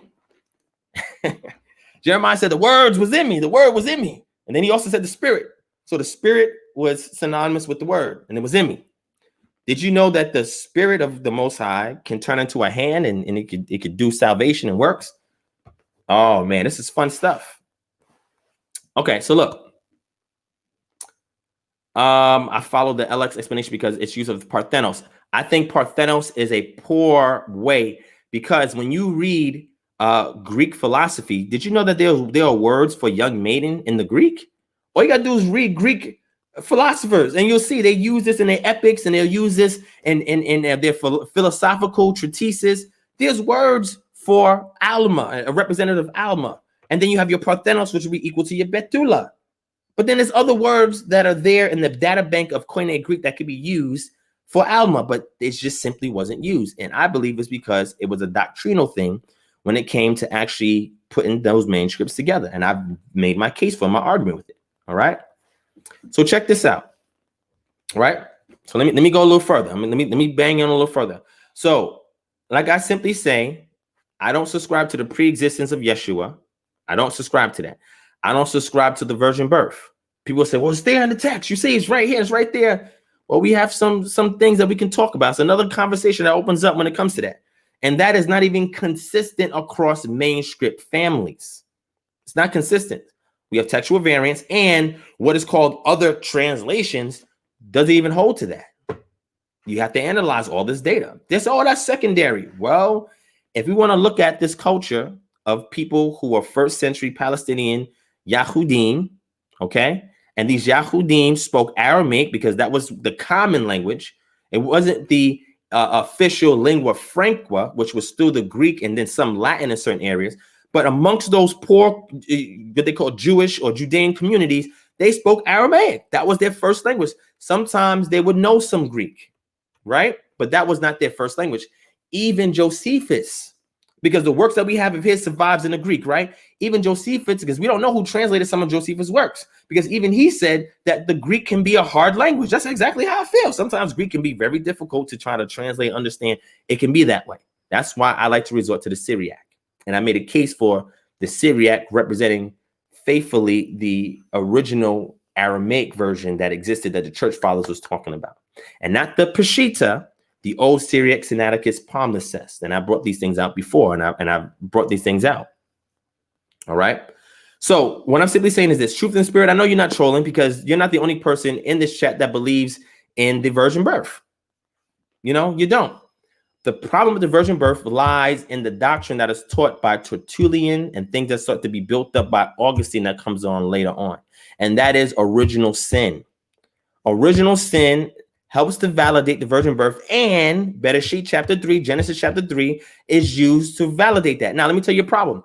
If this was so evident, like some Christians say, then Jews would be Christians. Now, you do have some Jews for Jesus and stuff like that. You do have some Messianic Judaism, but that's not common. Most Jews have their own understanding of what Genesis chapter 3, where it says the Zera'ah, her seed. They explain to you what that means. I even break it out what that means too. Because one thing that was happening during that time period was there were situations where you had polygamous marriages, right? Or situations. And when it says her seed, is connecting it specifically to that woman and the one that the woman would bear. This is why she says, I brought forth a man child. The expectation is that man child will be the one that would take away this curse, this consequence of their actions of Adam and Hawa based on them falling from grace, all right, in their depraved state. I don't subscribe to original sin. You cannot use Romans chapter 5, verse 12 on to explain original sin. It's not there. You cannot use Psalm 51 to explain sin. It's not there. You know why you can't use Psalm 51? Because explanations existed before Christianity came on the scene on what that means.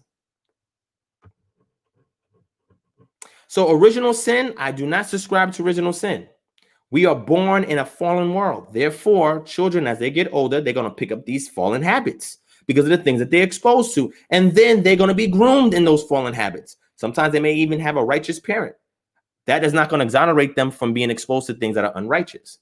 And because the natural instinct of self is self-preservation, some decisions are made out of selfish nature, and therefore lusts are born from that. A child is not born a sinner. What kind of actions is a child doing to be a sinner? Is they crying too much? They're hungry?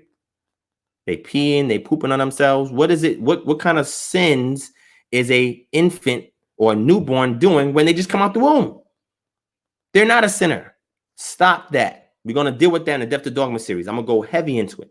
I'm just trying to affirm some things right now so it's no secret. People say, oh, we don't know what he believes in. Why people say that? The only people that say that, people that don't watch this channel. People that watch this channel, they know what I affirm. All right? Look at this. My brother Dora Yahu Ben Dora.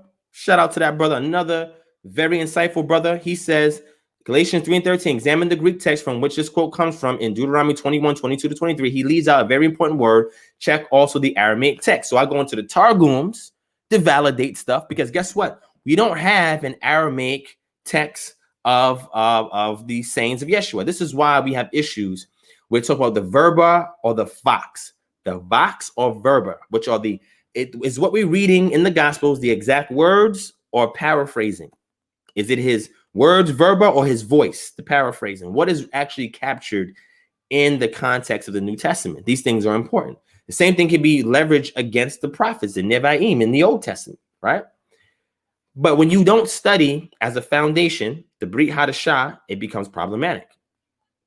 Yes, Kevin G, I'm familiar with Carl Sagan's explanation of cross-dimensional beings. Yes, I am. That actually, when I was studying Michael Heiser's work, I came across Carl Sagan's explanation on that.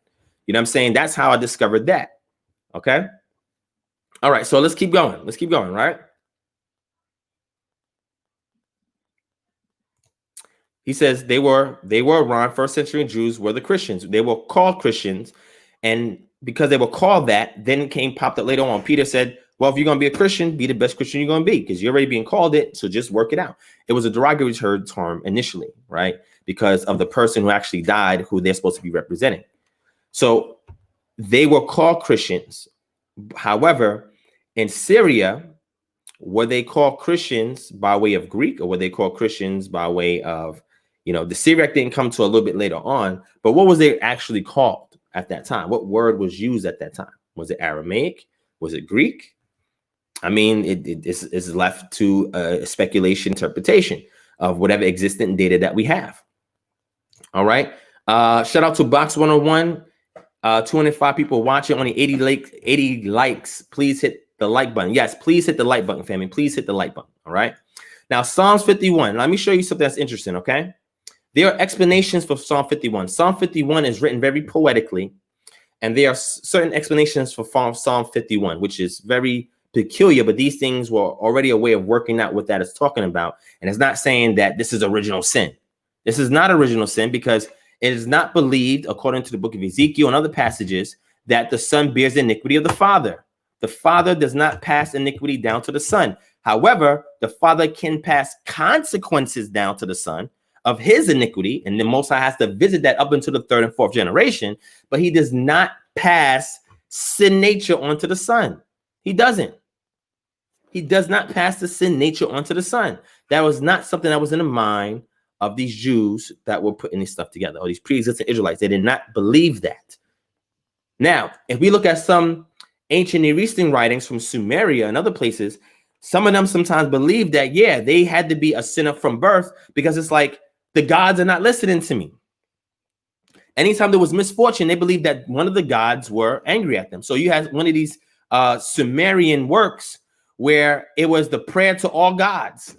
Why? Because the guy didn't know which god was mad at him and why this misfortune is coming upon him. So he said, maybe it's because I was just doing the wrong thing from birth. Maybe that was the issue. Maybe I'm doing something now to offend some gods. So I'm praying this to all gods to forgive me. That's called superstition, right? And these are things that they were governed by. Okay. So we have some things that are distinct when we go and we look into, text. So look at this. It's crazy that we got 207 people up in here. All right. That's great. All right. Virtue. The first two chapters of Matthew were not in the Hebrew book of Matthew. The early Israelite followers of Yeshua had virtue. That's exactly what I teach. All right. And I did a whole lecture on that called Baptized in the Tradition of the Father, Son, and Holy Spirit, where I go in depth with all the sources to validate a position or a case for that. All right. Whether people want to agree with it or not. All right. So look at this. I have the Dark Side Network here, right? And you know who this is, right? Lex Vortex. So then you explain Canaan being cursed. I did a whole video on that. Where have you been? You cannot ask to debate me if you have not watched the material that I use to explain these things. It's on Facebook and it's on YouTube, where I explained this curse of Canaan, and I explained it. So how about you do this, right? You go check it out. I'll tell you what video it's in. You go search it out for yourself. The video is called Crows on a Straw Man. Go watch the video called Crows on a Straw Man, and I explain this Hamitic curse, and I explain what that is. We don't subscribe to that here. Okay? All right. So I'm going to leave you alone with that. He says, Canaan was cursed because of what Ham did, correct? That's an assumption. There's more data that exists that gives you better interpretative methods of looking into what actually occurred. So again, you're just looking at one text, one verse in the text, and not looking at all the corpus of text that go along with that. That's important. Is this a late text that we're looking at? What style does it have? Those of you who subscribe to the documenting hypothesis, is it the Yahwist? Is it the Elohist? Is it the Deuteronomist? Is it revisionist? Is it the priestly? Whose signature is that? And you see Dark Side's like, blah, blah. Okay, dude, that's Lex Vortex. Yo, unless you have fully studied this subject matter, you do not want to have a discussion on that. Okay? Because not only am I going to get into the Hebrew of it, and you got to deal with the language. So I got to make sure that you're versed in Hebrew so you can fact check anything I'm saying that may be wrong or incorrect. And I got to do the same thing with you.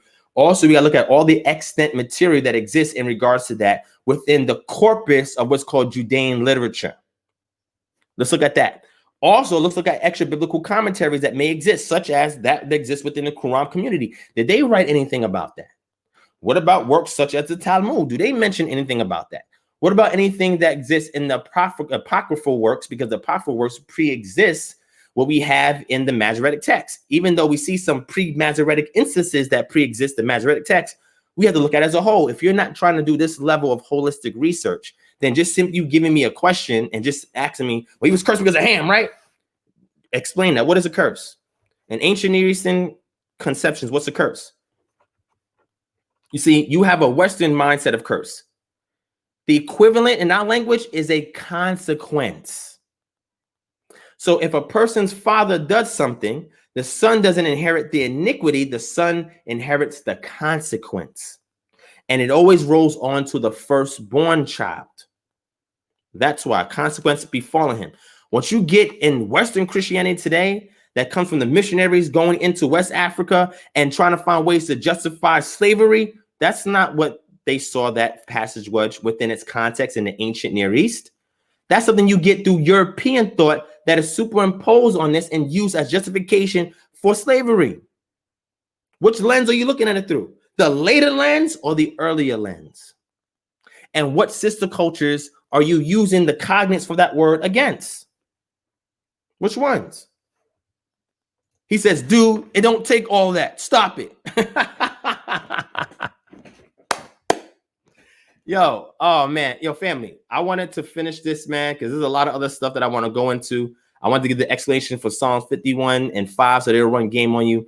Also, Psalm 69 and 8 is very interesting, where David says he has become a stranger. Oh no, he has been a stranger. He's a stranger. It's in the perfect tense. He's a stranger to his brothers and a sojourner to the mother of his children. Why is David saying that?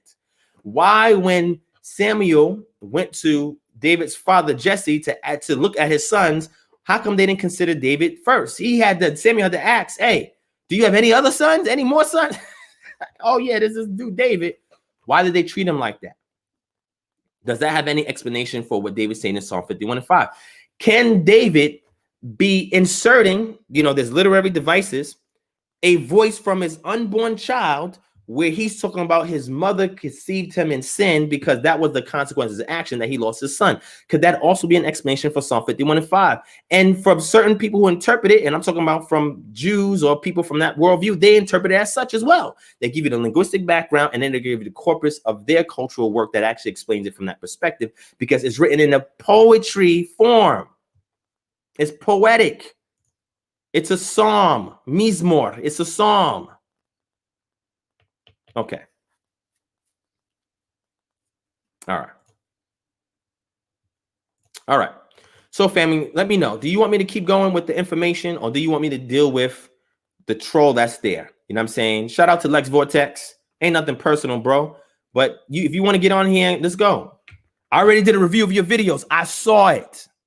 So guess what? Let's get on this channel, man. Let's get on this channel.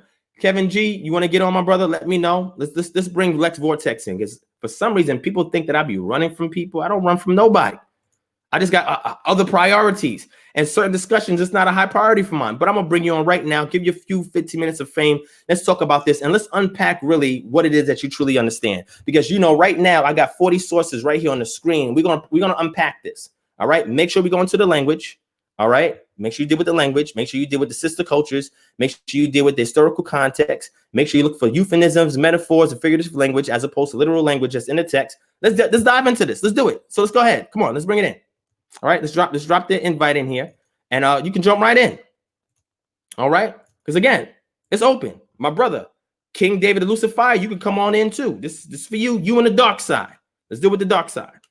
Let's look into this. Let's go. Come on, dark side. Come on in. Let's have this discussion real quick. I want to see how quick you are. When somebody says it don't take all that, that goes to show that they're not well studied in the subject matter. They want to keep it simple and basic because that's where their understanding of it is. And when you try to dig wells to fill it up, no, because they don't know how to dig a well and fill it. So they want to keep you shallow. They want to keep you at the surface because as long as they keep you in the black and white, then they can give you modernist and postmodernist perspectives in regards to the text. I look at it from a cultural perspective within the lens of the ancient Near East. You're going to have to deal with it from there. You're not going to straw man me into holding a position that other Israelites that you know hold. It don't work like that over here. So get on. The link is there. Get on in. Let's go. Nimrod is here. Wait. Lex Vortex, before I bring you on, please say the prayer that you normally say, and I want you to invoke Nimrod in this discussion. I do not want to talk to Lex Vortex. I want to talk to Nimrod because I did a video on you channeling Nimrod. Bring Nimrod out. Here we go. Peace, my brother. What's going on? Power to the dark side. I invoke the power of Nimrod and the rebuilding of the Tower of Babel. How you doing, my brother? What's going on? King. How you doing? I'm good, man. Let me before you tell me what I have to do, let me tell you what the problem is with what you told me I had to do. First of all, we're talking about God's word, number one, which would supersede culture. So when you go into, yes, it does. So when you go into, if you're going into talking about the Israelites and you're using this Oppenheimer school type stuff about the Near East practices and all that, we get all that, but that's different from getting the divine revelation from the true God. So that supersedes culture, unless you're telling me that God had a Hebrew culture. Now, the way wait. Hold on, brother. The way slow down, bro. Hold on. Let me just finish my thought. Let me finish my thought. Listen, just slow down for a second, right? Slow down for a second. I'm gonna give you a few minutes so you can unpack, and then we're gonna address it. But you just gotta remember, this is on my platform now. Okay. Okay. So you just gotta give respect to the host. So I'm gonna give you a few minutes. I'm gonna let you unpack, and then I'm gonna jump in. But I'm gonna write notes so I don't interrupt you. Go ahead. You got a few minutes. Go ahead. So yeah, I'm not trying to hear the culture thing. Okay. So you said no culture thing. All right. Well, unfortunately, I'm gonna bring that up. All right. Okay. Yeah, I know you are. So, cool. And I understand the whole culture thing, but too, right? Oppenheimer school. I'm gonna show you how I don't agree with. Well, no, I mean that's just a side note, bro. You ain't got to go. That's just a sidebar. You know what I'm saying? But you know they deal with all that ancient Near East stuff. But I'm gonna go ahead. All right. You are not a believer. That's my problem with you. You approach this book and you try to enter the scholastic world, you know, with this Bible that is outside really of the secular scholastic world. And you're fooling these people by trying to bring the Bible into the scholastic world when the Bible and what it is saying exists outside of logic and reason. A lot, not all of it, but most of it. So when you're talking about the scriptures, let's remember we're talking about a divine revelation from the creator of the universe. Now, I assume you believe that supersedes culture, because culture is going to be, all right, well, let's just say I give a message to some Chinese people, some Japanese people. All right, well, the message may be expressed somehow through their culture in different ways, but the foundation of what it's saying supersedes their cultures. You know what I'm saying? So sacrifice your son means sacrifice your son, whether you're in India, Japan, or China, is what I'm saying. So my problem with what you do is you take away, I don't really think you're a believer. You know what I'm saying? If you're like someone who admires the Chinese culture or someone who starts wearing, you know, like a kung fu jumpsuit and starts studying martial arts. They really don't believe in like Buddhism, maybe a Buddha ever existed. So you just like the culture. What I'm saying is you can't get around the fact that the biblical claim is that the all-powerful number one God of the universe is giving this message. So when you start getting into textual criticism and well, what did they say in this century? Is it the E source, the D source? Hold up, wait a minute. Is this God's word or not, brother? That's what I'm saying. Is it God's word or is it man crafting something in certain time periods in culture. That's what I need to know from you. Now, I understand what you do from a scholastic point of view. You're getting into textual criticism and all the the stuff that they learn in seminary school type stuff. That is not what the foundation of the Bible is. You know what I'm saying? The Bible was outside of man's wisdom. The prophets and the people of the Bible, they're getting direct revelation from God, so-called. They wasn't doing no textual criticism, brother. They wasn't trying to enter into the scholastic secular world. Their wisdom surpassed the wisdom of regular men. Moses split the Red Sea, bro. That's what I want to know from you. Did he split the Red Sea? Because I don't, and that's what I don't sometimes get when and maybe you can clear that up tonight. Do you believe in the divine, or are you just someone who's into Hebrew, what you would call Hebrew culture? All right. So I'll let you introduce what you were saying. Nothing that you are presenting is problematic for me in any way, shape, or form, because everything that you've asked me has been asked of me in the past. And if you have produced on my videos, I've had dialogues with people that hold the same exact stance as you. And I in order to respond to it, it's very simple, right? What Bible, and I'm asking you, because you're saying the Bible is God's word. What Bible faithfully represents God's word? Which Bible? Tell me what Bible it is. No Bible. So wait. You say to you, because you're making a stance from a secular person making a stance that's saying to a believer what a believer should hold true to. As a person. So you gotta tell me. Wait, hold on. I didn't cut you off. I let you speak. I let you put out your assertions, and now I'm cross-examining it. I know you asking me though, what Bible is God's word? That's crazy to ask me that. If you don't believe the Bible is God's words, then how are you to tell me that the Bible is God's word?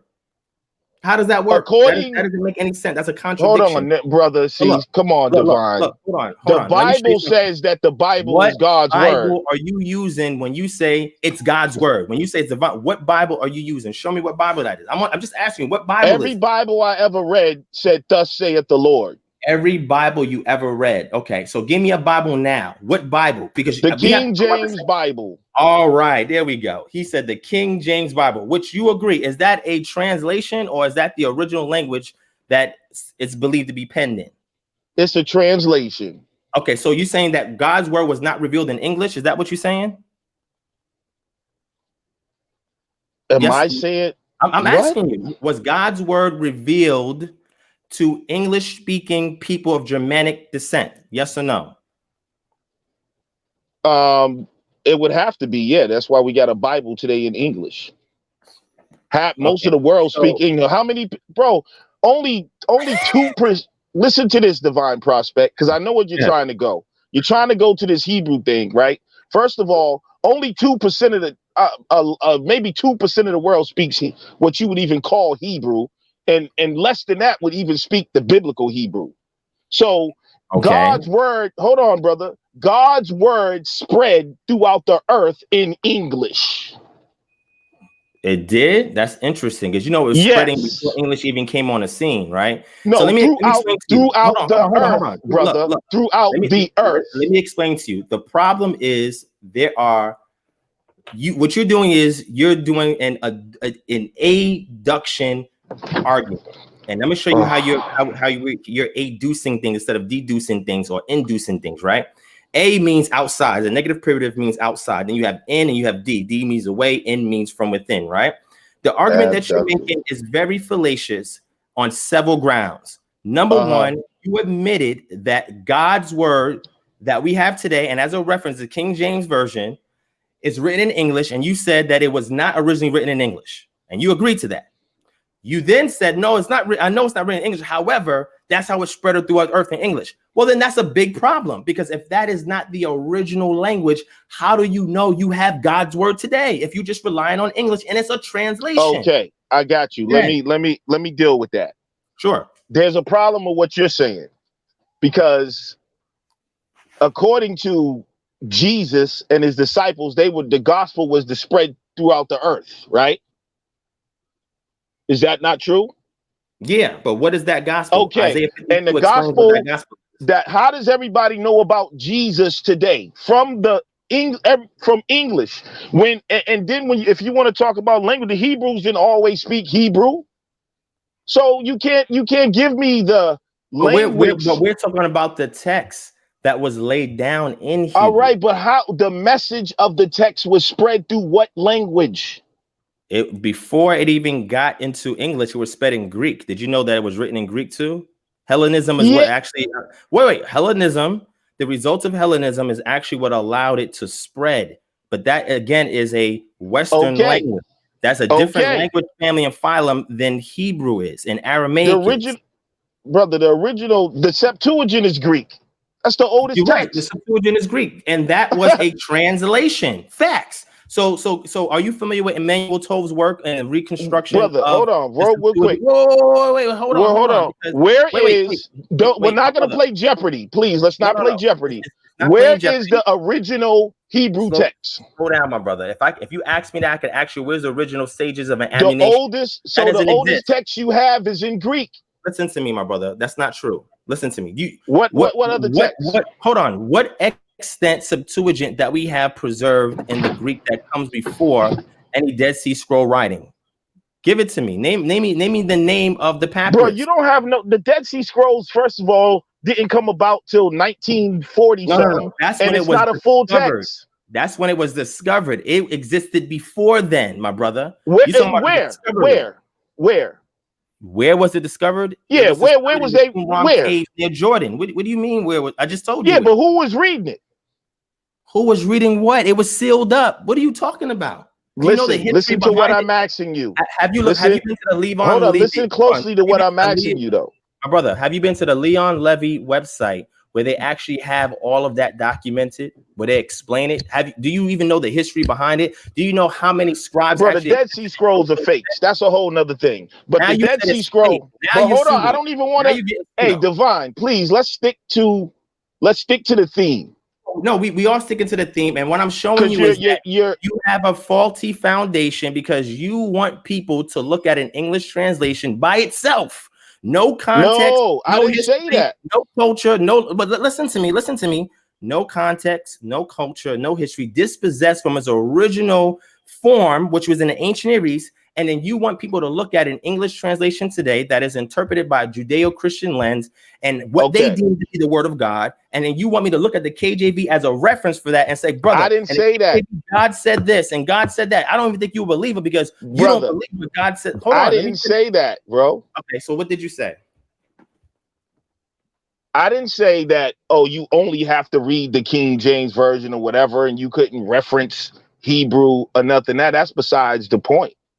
But even if you, why do I use an academic methodology? What did God ordain, brother? That's why I use methodology to understand that, my brother.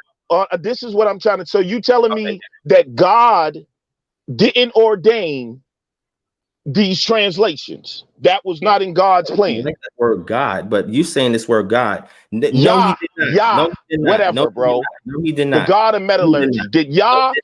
Because now you say God of metallurgy, which is speculative, and that's not something that's even a consensus. Brother, you keep on that. Hold on, let me give you. This is what I'm asking you. Listen clearly to what I'm asking you. Everything you say has to be checked, my brother. Did Yah ordain these other translations? No. What did you say that the Lord God says to make this in English? Where is that at? That's not even in the book that you're telling me to look at. So then it's not there. So then man, and with all these other translations, hold on, brother. This is what I'm asking you. With all these other translations, that they went against God's will. So people that spoke other languages was not supposed to read the Bible. That's not what I said. That was all right. So then God, does God not have the power if he did not want an English Bible, a Greek Bible? I don't know that. I'm not God to say whether this is what he wanted or not. How am I supposed to know that? We know that he's all powerful, right? Hold on, let me finish. What I'm saying is, when this information was revealed and laid down by the culture, right, it was in a particular language.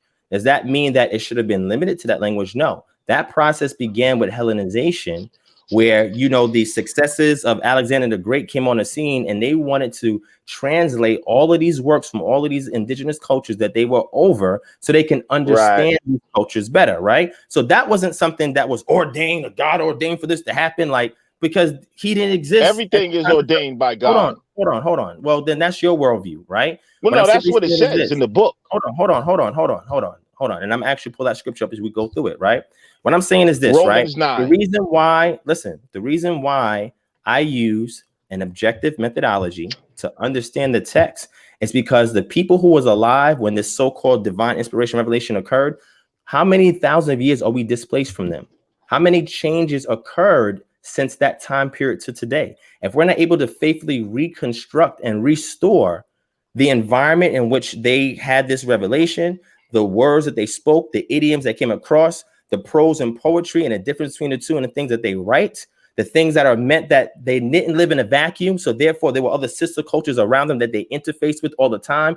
You can't simply take a book in the King James and read one verse and say, this is what God said, and think that that faithfully represents the context in which it was created originally. I would agree with you to some degree in terms of looking deeper into a text, analyzing the text, and maybe getting some nuances of the difference in translations. It's more than nuances in translation difference. It's cultural differences, my brother. All right. What language? Hold on. Look. I'll give you an example, right? I know, bro. I understand that. I understand the cultural difference, bro. No. Listen. You don't have to. No. That's important. Listen. I understand it, though. I don't need a lesson on it right now. Let me ask you this. What language? Wait. Hold on. You can't just keep asking me questions when I'm trying to reason. No, but I'm agreeing with you, though. But you want to go on it. I'm agreeing with that in terms of understanding code. All right. What language did Abraham speak? What language did he speak? I don't know. I wasn't there. It could have been Akkadian that he spoke. It wasn't Hebrew. Wait. Let me finish. It could have been a transitional language. I don't know. I wasn't there. And I could tell you. Wait. Hold on. Let me finish. I could tell you what the consensus is in academia, but you say, no, we're not going to deal with academia, and you deal with academia. So the Bible don't tell you what language he spoke. Does the Bible tell you what language that Abraham spoke? Yes or no? No, not specifically. It doesn't tell you. In order for me to answer that question, don't I have to venture outside the text to answer that question for you? I didn't say you couldn't. No, I'm just saying, don't I have to do that? Yeah. Certain things are implicit that will require us to do some studies outside. Right. I'm not disagreeing with that, brother.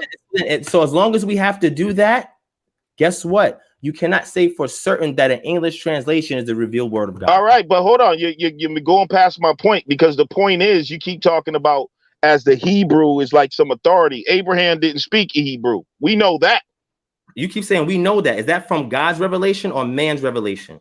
Well, we know. We can go outside. He came from Ur the Chaldees. Is that man's revelation or God's revelation? And Hebrew is not that ancient of a language. My brother, you didn't answer my question. I never said it was. Is that God's revelation? So then there's no way Abraham was speaking Hebrew.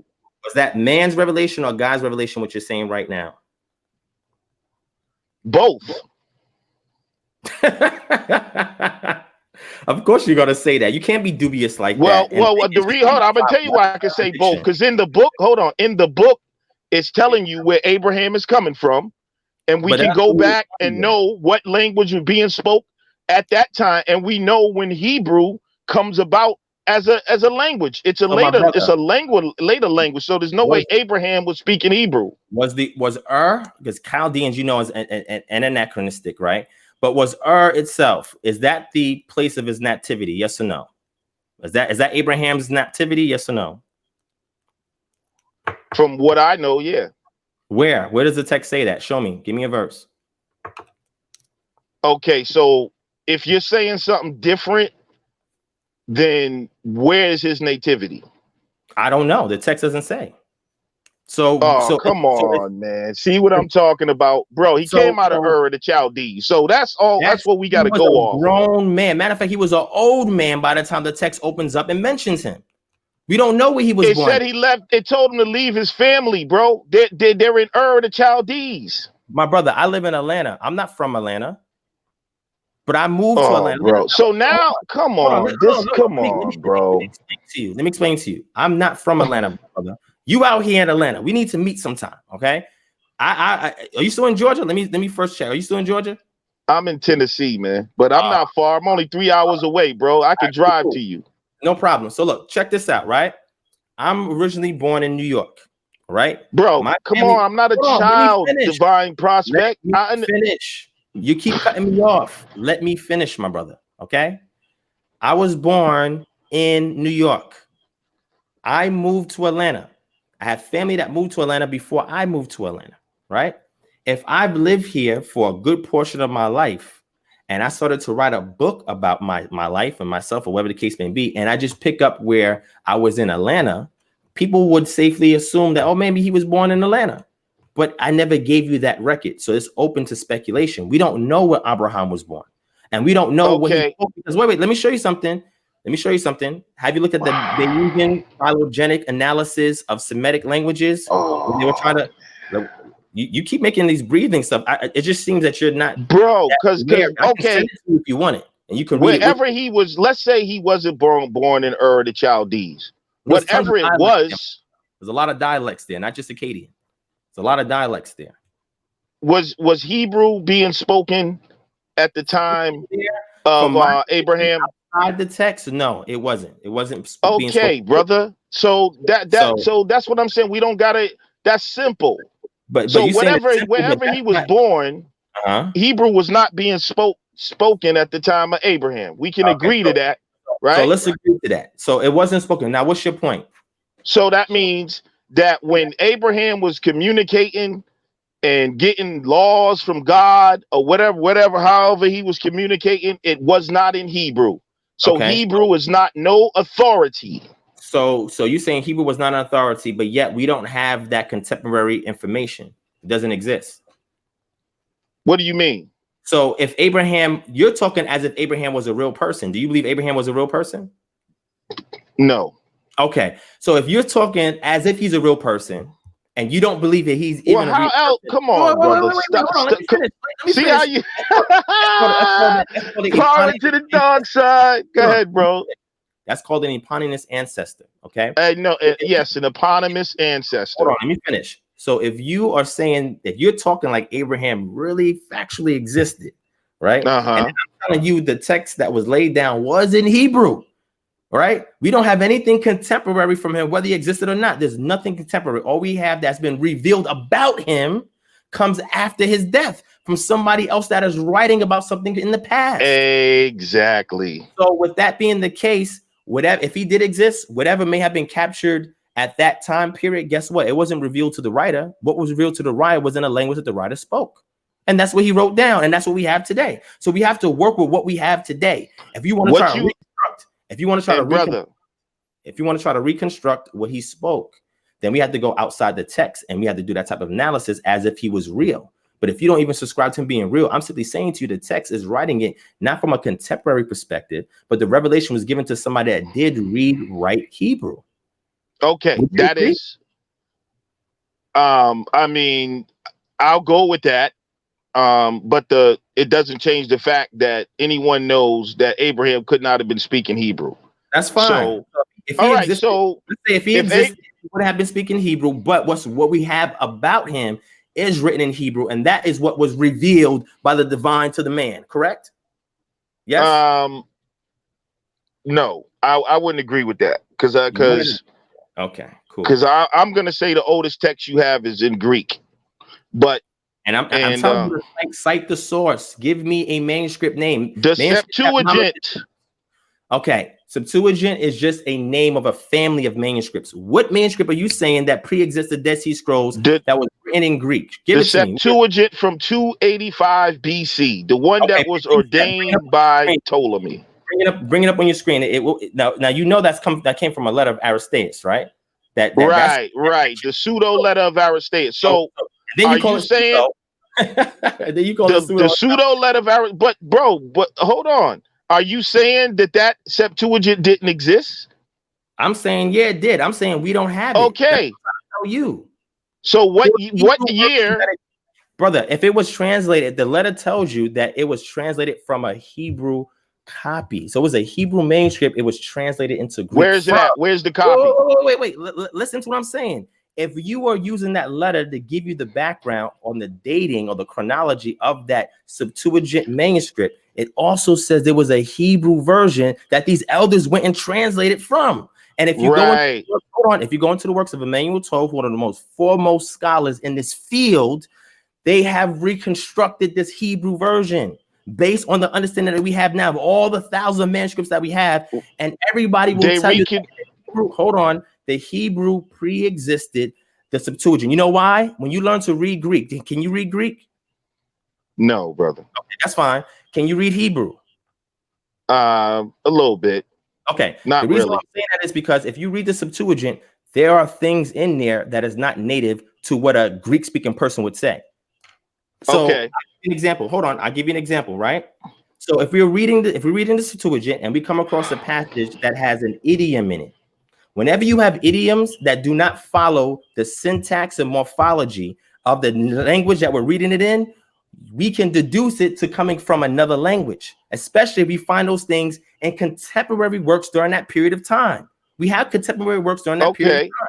So what I'm simply saying to you is this is how we know the Septuagint wasn't just some Greek work that just came out the blue. It was a translation, and the elements is all throughout it. Let me bring up a source in case you want to read it on your own. Bro, I'm not. Listen, that is up for mysterious speculation. I won't even go into arguing whether a Hebrew text actually existed before the Septuagint. You know, that's all speculation. It's all speculation, bro. I'm gonna give you a book. Hold on, listen, bro. I know about it, and what I'm telling you is that the text doesn't exist. Okay, nobody says the text doesn't exist. All right, so what I'm saying is it today. All right, that's all I'm saying. So the oldest text that you have is the Greek Septuagint. My brother, what I'm trying to tell you is you don't have a Greek Septuagint from 285 BCE. You don't have it. I know you don't. You know why? Because Origen rewrote it in 200 AD because they say it was destroyed. Now listen. But here's what I want you to. We have when you read the New Testament, it's quoting the Septuagint, not the Hebrew Torah. That's not always true because it's also quoting Targums. Do you know what the Targum is? Yeah, I know what the Targums are, bro. So you see that it's not always quoting the Septuagint. The reason why you see that feature, because it's one thing to throw that claim out. It's another thing to demonstrate mechanical understanding of why that's the case. So right? Does it quote the Septuagint? Let me explain. The reason why that's the case is because whoever was translated it into the Greek, because those people that they're writing about did not speak Greek natively. So whoever's translating these words, this information, this narrative into the Greek, they did not know that language natively. Therefore, no, false. That's false. That's false. Prove it. Yeah, the Jews Greek would have been their native language at that time, bro. Give me a source. They wasn't. Yeah, because Hebrew was a dead language. My brother, that's not true. That's not true. Hebrew was a liturgical language, and Aramaic was the common tongue amongst those people at that time. Because Aramaic is not Hebrew, bro. Aramaic is not Hebrew. Who said Aramaic was Hebrew? All right, that's another language. They go from the West Semitic language family, and they're that's relatable. Another cognates between them. So is the text in Aramaic or Hebrew? My brother, listen to what I'm saying. The text that they have in that temple that was rebuilt was in Hebrew. It's called liturgical Hebrew, my brother. But what happened was because everybody couldn't read it, they created what's called targums. So that way people who understand Aramaic can get the stuff that's written in liturgical Hebrew on the scrolls. Okay, I got you. I got you. Nobody argues that in academia. I didn't argue that, bro. You're bringing up all type of bro. What you're doing is straw manning me off of. Look, we have the Dead Sea Scrolls that's also written in Paleo Hebrew as well, right? So that script was still in use, and it was still being read, and it was still being copied. So just because it was not the native tongue of the people did not mean liturgically speaking, it did not exist and it went away and it was dead. No, people were still reading. They had scripts in different languages that they was using, brother. People were still reading the Hebrew. Yeah, they wasn't just using the Hebrew. No, it wasn't the colloquial tongue at the time. That's Aramaic. What I'm simply telling you is that, but Hebrew did not die. It was still alive during that All time right. period. So let me ask you this. Are you saying that God's language is Hebrew? You said God's, when you say God, you mean Yod Hey Wafe? Yeah. The deity, wait, you talking about the patron deity of the Israelites. Yes. They will tell you that, yes, that it was revealed to them in Hebrew and it was their job to share with other people. So that's what I'm saying. You're saying that Yod Hey Wav Hey, in order to get a message from him, a clear message, it has to be in Hebrew. Who did he write to? Who was the audience? Bro, I'm just asking you the question. The audience that it was written to were Hebrew and Aramaic speakers. That's who it was written to. That's why it was written in that language, because it was for that audience. What? It wasn't until much later that we started getting. That was later, bro. What? What was it later? was written, bro. The what you're talking about, the Hebrew Bible. You notice when you talk about the J source and the E source and the Y source and all of that, that is done during the Babylonian period. Brother, that is incorrect. So that means you have not read the documentary Hypothesis. I don't subscribe to that fully. Parts of it I do, parts of it I don't. And I've made that known. When you make a statement, okay, look, watch this. Hold on. So you're saying that they didn't. Hold on, my brother. The Elohist style and the Yahweh style, you're telling me that the proponents of that argument say that it begins during what period of time? The Babylonian period. And I'm telling you that's false. Bring up any source you want on the documentary. Okay. And they'll date it back. Hold on. They'll date it back all the way to the 8th and 9th century. That precedes that. Pull up any source right now. Just Google it or whatever. Hold on a second, brother. Go ahead. What did Ezra do? What did Ezra do? Yeah. You're talking about when they discovered the book and they said, oh, this is the book of the law. And then they had to give sense to the people who didn't have sense because they're coming back from Babylon and they were speaking in Aramaic. Is that what you're saying? So you're saying that they're not saying that the Hebrew Bible was put together. Academia doesn't say that was done during the Babylonian period. No, the redaction started to occur post-exile. The redaction started to occur what time period? In exile. So that would be when they went into Babylon and came back from Babylon. But all right, that's the Babylonian period, brother. Prior to that, they'll tell you that the Yahwist and Elohist precedes exile. That's part of the hypothesis. Right, how long do they precede the exile? I just told you, 8th and 9th century. So a couple of 100 years, right? Correct. That's correct. So either way, it was written later, right? During this time, it wasn't written. My brother, I agree. All right, so that means that the point is that when you say that they were given this in a certain language, it wasn't even written down. It wasn't written down during Abraham's time, Moses' time, David's time, Solomon's time. It didn't need to. It was oral. It didn't need to be written down. Oh, okay. So it wasn't written for you to say that we got to read Hebrew. Listen, it was revealed in that language. What you have that's written, the oral precedes what's written. The written just reflects the oral. What language are they speaking during the Babylonian period, brother? During the Babylonian period, they were still speaking Hebrew, right? But when they went into the Babylonian period, they started to adopt Aramaic. Okay, gotcha. Right. But that's not where it stems from. And you know how you can tell this? Let me give you an example of this, my brother, right? Very easy. And again, you try to make fun of the scholastic element of it, where you should actually. No, I don't make fun of this. See, you're pulling me into this. But go ahead. You don't make fun. So let's say this: you're trying to displace me from what the text is saying because I use academia, and you say I don't think you're a believer. No, you displace yourself. No, I don't displace myself. I make myself unique because I'm trying to reconstruct and restore, and that's not what a lot of people in my community are attempting to do. Right, and I okay, I get that, bro. All right, cool. So let me finish my point. Watch this. Let me check this out. Are you familiar with Ugaritic? Yes or no? If not, this book that I'm showing you on the screen is a. What do you mean? Do I speak Ugaritic? Have I heard of Ugaritic? No, yes. No, I mean, like the Ugaritic text. Can you read it? I'm saying. No.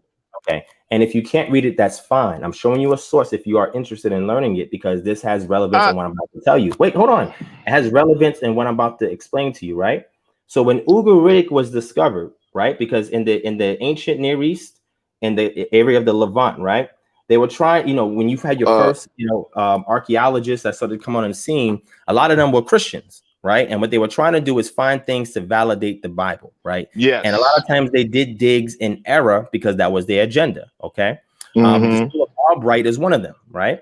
So the reason why I'm bringing this up is because when this was discovered at Rosh Shamra, okay, and they discovered these tablets, one of the things that learning the Ugaritic did was date the Bible older than what was believed at the time. Do you know how? Let me explain you how. So because Ugaritic is a West Semitic language, just like Hebrew and Aramaic is, there are things that are preserved in those languages that we then find in other languages. Ugaritic ceased to be spoken after the 11th century BCE. It wasn't spoken no more. It wasn't spoken at all. Nobody was speaking that anymore. Nobody was writing. Nobody was speaking it. It didn't exist. So, but watch this. Check this out. But when they went back and they deciphered the Ugaritic, and then they go back and they look at the Bible, guess what they seen? They found phrases that was perfectly preserved in the Bible from Ugaritic. Perfectly preserved. And who was the Ugaritic text who given to? Who was the Ugaritic text given to? To the people at Ugarit. And who are they? It was really the scribes, really that preserved. Are they Israelites? No, they're not Israelites. Are they worshiping YHWH? No, but he was one of the deities that was in their pantheon. So why are there quotes from the Ugaritic text and in the Bible? Because if they don't have the same deity. There's shared affinities conceptually speaking. All right. Let me give you an example. Hold on, let me give you an example. I got you. So that means that what's in the Bible is not a divine direct revelation from God if other people are sharing the text and they got different gods. No, they're not sharing the text. That's where they're sharing the concepts. Listen, they did not live in a vacuum. I keep trying to tell you that. I didn't say they lived in a vacuum. Brother, so if you understand that, then do you know the difference from me saying I get in a divine revelation from the creator of the universe specifically to me? That is a claim. If I go in another book and a person is worshiping Lucifer and they got the same thing and the same concepts in there, that is not a divine revelation from some specific God. So let me explain to you the difference, right? The difference is the context behind that revelation. They're not the same. Phrases can be shared because certain idioms, you can tell when something is antiquated. An example of that, the book of Job. The book of Job has a lot of archaic idioms in it. Yes. That is no longer found with anything contemporary to it. And they're able to date that according to the other works during that period of time in the Semitic language family and able to say, well, this is a really old work. It's the same thing with everything else writing in the narrative of what we call the Chumash. There's a lot of things that are preserved in another language that dates it older than what they believed. All right, that's fine. That's a straw man, bro. I'm not even. I mean, why do you keep saying that stuff? What I'm trying to ask you, this is God's word, my brother. That's what I'm trying to ask you. Is the Bible a direct revelation from the creator of the universe, specifically to the Israelites? The text that has been revealed that we have today comes from the patron deity Yod-Heh-Wafe, who revealed himself to the Israelites. And they have taken their time through oral tradition and later on writing this thing down, compiling this work to reveal it to their people. It wasn't until later on that other cultures decided that they wanted translations of this text so they can understand who's this power that they're worshiping that they believed was the creator of the universe. A lot of the Hebrew concepts come from the Canaanites, man. Come on, bro. My brother, and some of the concepts predates the Canaanites. Matter of fact, we have a high frequency of material culture words that exist in what we call the book of Exodus, Leviticus, Numbers that have nothing to do with the material culture in Canaan. Did you know that's a new one? Other surrounding cultures? That's why I said they didn't live in a vacuum. All right. If they don't live, they do live in a vacuum according to the Bible. They are separate people with a divine separate revelation. My brother, show me the Bible that says they lived in a vacuum. What text is that? What verse? They ought to be separate from all other peoples. So being separate does not mean you're going to be separate. Like, for example, I believe in autonomy for the Black community. Does that mean that the Black community is not in America no more because I believe to be separate from this oppressive society? No, I'm still in this society. I still have to interface in this society. You'll be in a society but just like you would still be separate even within the society, just like Jewish culture, the real Jews. But just because They are they still separate interface. from society. Their No, they're not. They schooling still is different. interface. They still The interface way they operate is different. because It's that is different, culture. bro. That's culture, and this is what I try to tell you. Oh wait, this is what I'm trying to tell you is that culture dictates your spirituality, and this is what I was trying to explain to you. If you don't understand the culture, No, yeah, but not when it's a divine revelation from God. My brother, yes, it is, because this was written by a specific people. There was All right, no so it's not from God, it's from them. My brother, the word God that you're saying, it's not from Yah. You know what I'm talking about, bro. My brother, listen, you have to be particular because you are trying to straw man. It is not from Yah. Is Yah the creator of the universe, the God of all gods? According to the ancestors of the Israelites, yes. No, not according. Do you believe that? I subscribe to this culture. Let me finish. I subscribe to this culture, so I subscribe to that notion. Yes. All right. All right. Is it true? Is it true? It's kind of relative. How can I tell you that it's true if you don't subscribe to it? You're not going to agree to it. So when you say, is it true? It doesn't matter, bro. I'm asking you, is it true? Let me give you an example, right? Bro, I understand I don't subscribe to it. Hold on. My brother, you went into the subatomic level and started talking about quantum physics, right? And several of your dialogues. You have atheists that argue with you because there are certain premises that you make, and I look into quantum mechanics as well. Very fascinating. Things that cannot be explained by the current paradigms of science that we have today. Like when particles start mirroring behaviors and stuff like that, when you're looking away, I suppose when you're looking at it, things like that happen, which you said rightly was spooky. They call it spooky. They call it to be spooky. And these are phenomena. Hold on. This is phenomenon that cannot correctly be explained by religion, but you said this is proof that a higher power exists. You don't believe that the power is the God of the Bible, but you do believe that there is a higher transcendental force that is putting these things in action, correct? You said this. I have you on record saying this, having a debate about this. Yes, but in a sense, right. but that force is everything. So you're a pantheist. Yes. Okay. So pantheist still believes that force is just pervasive, but the items that is pervading in itself is not the source of that force. Because if it exists in me and exists in you, guess what? You're not the source and I'm not the source. There's a source external to us that we share that same essence from. There's no external because there's no external because it encompasses all. So it is external because some of it is in you that's not in me. No, it's the same thing. Because there's no separation. Oh, okay. So the same essence I have in me is the same essence that's in a microbe. Yes. Okay. Even though DNA would say otherwise, because we can crack the genome of these things and tell that certain things just don't have certain features like consciousness. Right, the human consciousness that we have is distinct from a microbe's consciousness. You're aware of that, right? No, you got it wrong. Human consciousness in terms of the way it's expressed through a human being, but consciousness itself is behind everything. Well, what's the source behind everything? Consciousness, and that's your God. It's you could call it a God. Is that your higher force? Was that what you subscribe to? I'm trying to show you something because what I'm simply saying. No, I'm just saying I could show you these same concepts really in the Bible if you want to get into that. I'm trying to say yes, I know, because you was a Christian mystic and you was touching on these things before you transitioned to where you at today. I followed you. I'm know still a Christian mystic. That's still what you claim. I don't believe that, but that's different because we have records from Christian mystics and we know actually what they teach. Some of the things you ventured off to say. There is no doctrine for a Christian mystic. Okay, my brother. So let's get into some sources on that, right? You want to discuss this now, or you want to wait to a follow-up discussion? We can get it in. What's up?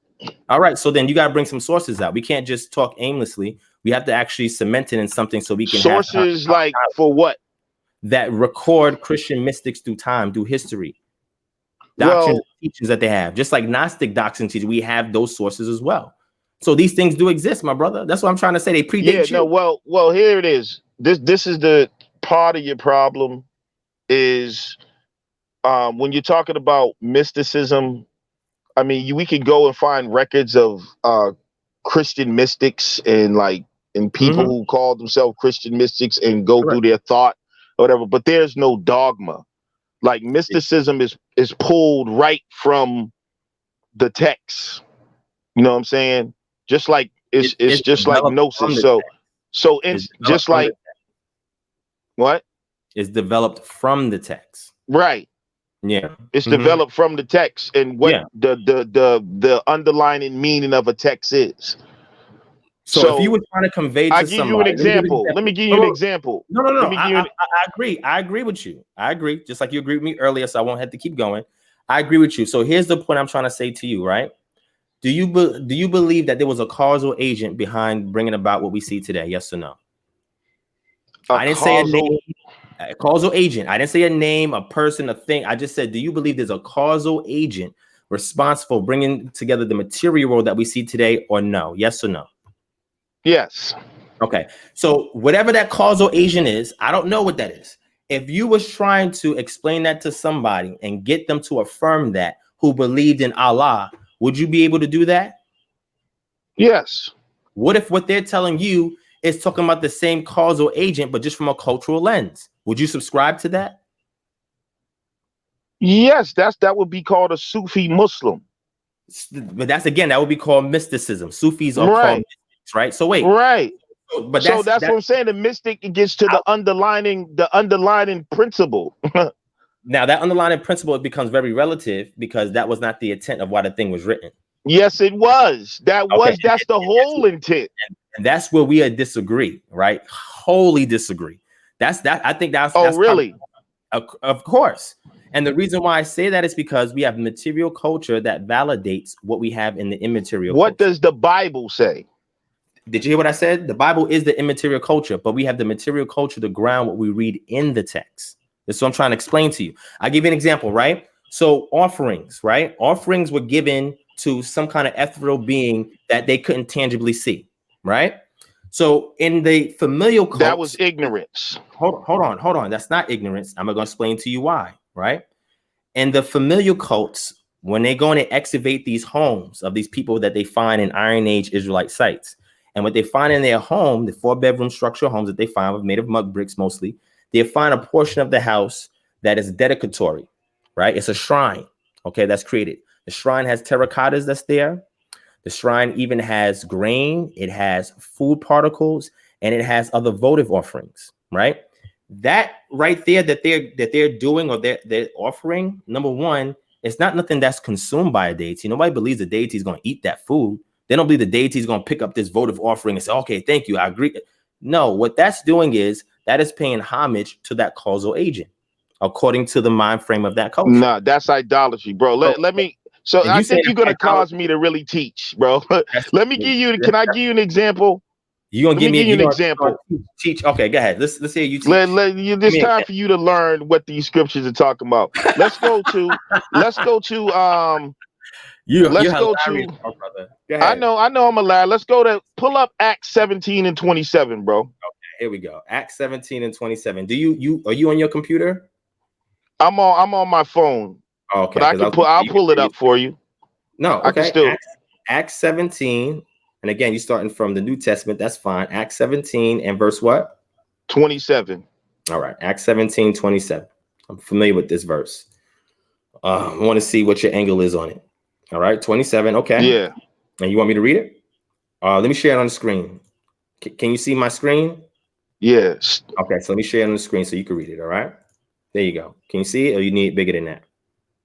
No, I got it up too. Go ahead. Okay, go ahead. So, listen to this. Let's start up a little bit. Let's just start at 25. Okay, go ahead. Neither is worship with man's hands as though he needed anything, seeing he giveth to all life and breathe all things, and hath made of one blood all nations of men to dwell on all the face of the earth, and hath determined the times before appointed and bounds of their habitation, that they should seek the Lord, if happily they feel after him and find him, though he be not far from every one of us. For in him we live and move and have our being, as certain also of your poets have said, for we are his offspring. Now let's go back for a second. Now let me ask you, bro, Stay here and exegete this. I am. I'm going back to the top of 27. Right, go the ahead. First question I gotta ask you is, where is the Lord? You said, where is the Lord? Where is the Lord, brother? He's obviously not somewhere where they can touch him tangibly. So how are you going to ask where he's at? The text doesn't tell you. Hold on. All right. So you're saying he's not somewhere. Physical location, right? You said physical location. Right. Does he have a physical location? As far as what we're reading here, no. All right. Now, if he's happily they might feel after him. Okay. How do you feel after God, brother? So you feel through your senses. Feelings? No, you don't. Hold on. Let me finish. You have a priori and priori knowledge, right, of things. Some comes through things that's innate. This is what is taught in philosophy. Some things is based on experience, okay? So this feeling about can be either. It can be something that is innate or something that you get through experience. It's not limited. Okay? So that's how you feel after him. It's things that are innate and things that are external that you experience. And you meld, you meld these experiences together, and then from that you create a profile. This is what he's teaching. This is Pauline's theology. His theology is not consistent with things that we're reading from the Tanakh. There's stark differences. All right. But so that's why you don't agree with this text right here, is what you're saying? That doesn't do with me agreeing or not. This is his theology. This is Paul's theology. So these are not God's words? I don't know. Is it? Is it God's words? See what I'm talking about? All right, so bro, let me tell you. This is a historical narrative. Let me tell you why this verse is mysticism, first of all, and why y'all don't understand this book. No, we understand. This is from the poet. So there are this is poetry. The Stoic poet. Hold on, brother. Hold on, brother. Okay, go ahead. Hold on, brother. Are you familiar with Stoic? First of all, yes or no? If it's telling you to feel after the Lord in order to find him, though he be not far from every one of us, right? So obviously, this is beyond your senses, because you cannot use your hand and feel around and find the Lord. And if he's not far, he obviously is not talking about some God in another dimension or somewhere else where you can feel, and then you're going to have to go on a trek and a path to some faraway place to find him. So the language here is consciousness. That's what the language is here. To feel after him. If you know anything about feeling in a spiritual sense is not dealing with your five sense, it's dealing with your vibratory sense. But what are you really doing if he's not far from you? Then the thing that it's expressing is that is the very essence of you. Brother, you are hold on, brother. Hold on, because I told you I'm gonna have to teach you something. You're not teaching and then I'm gonna verify this for you. Listen, brother, you're teaching Greek philosophy. This is Platonism. No. All right. Yes, it's written in Greek. Hold on, bro. You're right, and that's who this Jew is Paul Greek? To convey his information to. Do you understand? So you don't believe in the New Testament then? Where you get that from? Did you not hear my affirmation? So why are you talking? This is beyond Greek philosophy. This is nobody can. I can show you the same philosophy, and this is what I'm saying. The difference why you don't understand mysticism. I can show you this in the Quran. I can show you this in the Vedas. So let me just continue, brother. This is a presupposition that you have that you use to interpret. No, listen. Well, just listen, bro. Go ahead. And just listen. So you're feeling after him to find him, though he be not far from every one of us, right? How is he not far from one of us? This is almost similar to the Quran saying Allah is closer to man than his own jugular vein. Then it goes on to tell you why. For It's in figurative. him we live and move and have our being. So if you live and move and have our being, which is a key word here, because at the very essence of what you are, that being, that thing, that is the God you're searching for. So what you're reading here is mystically is poetic language on how really to find the essence of yourself. God exists in you. It is the very essence. It's a consciousness that has to be understood. It's not something far off. This is what this text is saying. If your head is in the clouds, if you're looking for God in heaven, or you're looking for some mystical God in the sense where you think God is somewhere else than the very essence and being, right? Because if you take a fish, right, they live and move and have their being in the ocean. That's So not we're the literally, listen, bro, context. we're literally swimming in the consciousness of God. That's why we're not separate. And that goes back to the conversation we was having dealing with the quantum physics and the unified field and the consciousness behind everything. There can be no separation from what we call God because it encompasses everything exists within that awareness. There's Okay. no separation from So it. That's why it says let me we live, hold move, on. and have in his being, and we are his offspring. Slow down, my brother. Slow down, because you have to take that within context of the other things that Paul is writing. And there's a particular deity that he's referring to. He's not referring to a universal deity, right? Yes, he is. Hold on. He even walked through at Paradoxus where he was seeing all these other statues and said, "You have one to this unknown God. Him I declare unto you." Well, Exactly. hold on. Let me finish. Let me finish. And That I'll was explain that to you. Hold on. That was a particular deity that he's referencing, not a No, it's general not. deity. Let me finish. Yes, it is. What you mean? No, it's not. Yes, it is. No, it's not. Let's go to the verse when he talks about the unknown God. I'll show you that. Slow down for a second. Are you telling me right now that Paul, who was, according to the text, from the tribe of Benjamin, a Hebrew of Hebrews, even touching unto a Pharisees, is talking about a God outside of Yod He Wav He? Is that what you're saying? Is that the statement you're making right now? Yes. Okay. Now you're just totally off with that, but you're entitled to interpret that. That's the first thing I asked you. The second thing I want to say is this, right? Everything you just said to me is exactly what Christian mysticism historically teaches. Matter of fact, let me. But brother, you didn't let me finish. That's why you're confused. My brother. No, I'm not confused. I know exactly what you're saying and where you're going because I've read this tons of times. That's what the text is saying. Okay. What do you listen to what I'm saying? That's a relative statement. Just like anything I tell you, the text is saying is relative. No, right? That's not relative, bro. It is relative. That exactly Pernight's trying to point you to a certain consciousness. Okay. And I can show you in the words of Jesus. Let me ask you this. Let me ask you this, bro. Have you studied Platonism? Yes or no? Have you studied Platonism? Yes. Okay. Yes. Do you know but the New Testament is very Neoplatonic. Yes. Exactly. So actually, I'll tell you this, the writings of Paul, I believe, are Philo's writings. That's incorrect. Nobody in academia agrees with that. But let me say they don't have to agree, bro.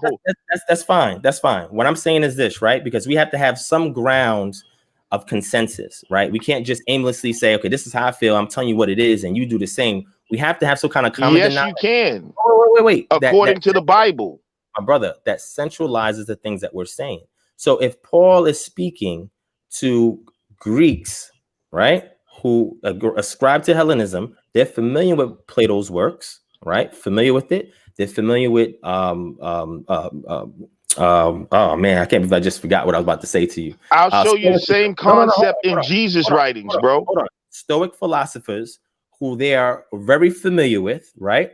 And these are things that precedes Paul coming on the scene and speaking these things to these individuals, right? Because when the same person is talking about Paul, he doesn't use that same language consistently. It depends. Oh, yes, he does. He does not. It depends on he does. It depends on who his audience is, right? His audience dictates the things that he says. And this is why we have to capture things within its context. So I'm gonna give you an example. If I was from the islands, right? Let's say I was Jamaican, right?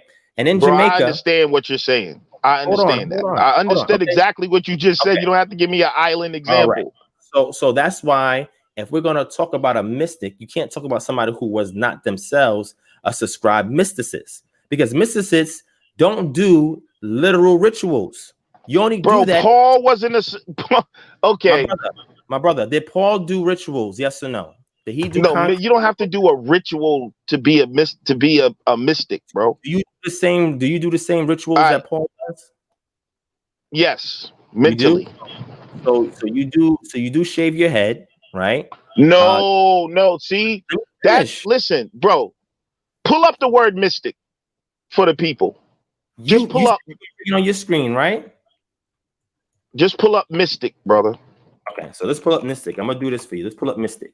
All right. Then after this, I want to be able to bring up, I guess, some kind of book that we both can agree on that speaks in depth about this. Because And you then can't I want to show you. give the sole source for this information, my No, hold brother. on. The Bible's my source. The And then Bible. I'm gonna show you where Jesus says it. Okay. So I'm gonna bring it up on the screen. What does it matter? You want me to get to Cambridge, Oxford, Webster's? Whatever. It don't matter. Okay, so let me bring it up here on the screen, right? I'll share it for you. And then we're coming on almost 3 hours. So I'm gonna give us another 9-10 minutes. Let's dialogue. Then after that, I'm going to move on with the program, and you can come on another Okay. time dialogue. Okay. Yeah. It's all All right. good. All right. I got two more things to show you. That's fine. That's fine. That's fine. All right. Hold on. Here we go. All right. See on the screen. Can you see it? Yep. Okay. So you read it. What does it say? Hold on. Let me enlarge this real quick. If I can. Involving or characterized by esoteric, otherworldly, or symbolic practices or content as certain religious ceremonies and arts, spiritually significant, ethereal, of the nature of or pertaining to mysteries known only to the initiated, Yeah. Of course you're of gonna. occult character, power, or significance, of obscure or mysterious character or significance. Are you Now, initiated into these mysteries? Who initiated you? yes, Who initiated? yes, Who initiated you? What house are you representing? I'm a master mason. You're a master mason? Yes. Okay. So what lodge? Free and accepted mason. Charity What Lodge. what lodge? It's called the Charity Lodge in The word Harvard in Cambridge, Massachusetts. That's the Harvard University. Harvard University. Okay. So that's the lodge that you're a part of, you're saying, right? So I don't, we could talk about this off. All right, record. but hold on. Before we ahead. get into that. All right, cool. Go ahead. Yeah. Now, Jesus said, it is not for them to know the mysteries of the kingdom of heaven. It is not, it's given unto you and not to them, right? Yes. Okay. Do me a favor and pull up that word mystery in the Greek. We know what that's going to come back to, my brother. Let's just do it. I'm for the familiar. people. Don't get scared now, brother. For the people. Hold on. There's no fear over here, my brother. Do you All see right, me so let's thinking? just pull you, bro. You said I got 9 minutes left. No, I Let's said just pull up the we word. have 9 minutes left. That's what I said. Okay. But the word mystery is going to be related or cognitive mysticism. Where do you think it comes from, my brother? I know that. Let's pull it up. Let's pull it up. Let's pull it up real quick in the Greek. You having me pull something up that we already and let's agreed. see what Jesus was talking about. Oh man. Okay. I'll do this for you. Let me go ahead and look it up. You have a verse you want me to pull in particular? No verse. That verse, I don't forget, I think it's when he said, the mysteries of the kingdom is given unto you and not to them. The Greek word is mysterion. Let's look and see what it says. All right. So I'll go to Matthew chapter 13. Does that work for you? That'll work. Okay. So let me bring it up here on the screen. Let me share it. I don't think you can see the screen. Let me share it. All right. Can you see it? Yes, sir. Okay. So here's your word right here. Mysteria, right? In the Greek, right? Uh-huh. This word is cognate to what we get mystic in the English. Go to the meaning, brother. The definition. Want me to go to a lexicon? Yeah. Okay. Right here. A hidden thing, secret mystery. Meander, plural generally, mysteries, religious secrets, confided only to the initiated and not to be communicated by them to ordinary mortals. This is from Lexicon, which is a bit dated. Keep going. What we have here. Well, keep going. It depends on the context, right? So they're giving you this understanding, right, based on 1 Corinthians 13 and 2, 1 Corinthians 14 and 2. We don't have math, right? Do you see secret rights? Yeah, I mean, hidden purpose and counsel, secret will of men, secret will, the secret counsels which govern God in dealing with righteous, which are hidden from ungodly and wicked men, but plain. And if you keep going, you'll see it'll tell you. All right, so what's your point? That is the basis of Christ's teachings. The mysteries of the King, just like when Paul says, hold on, bro.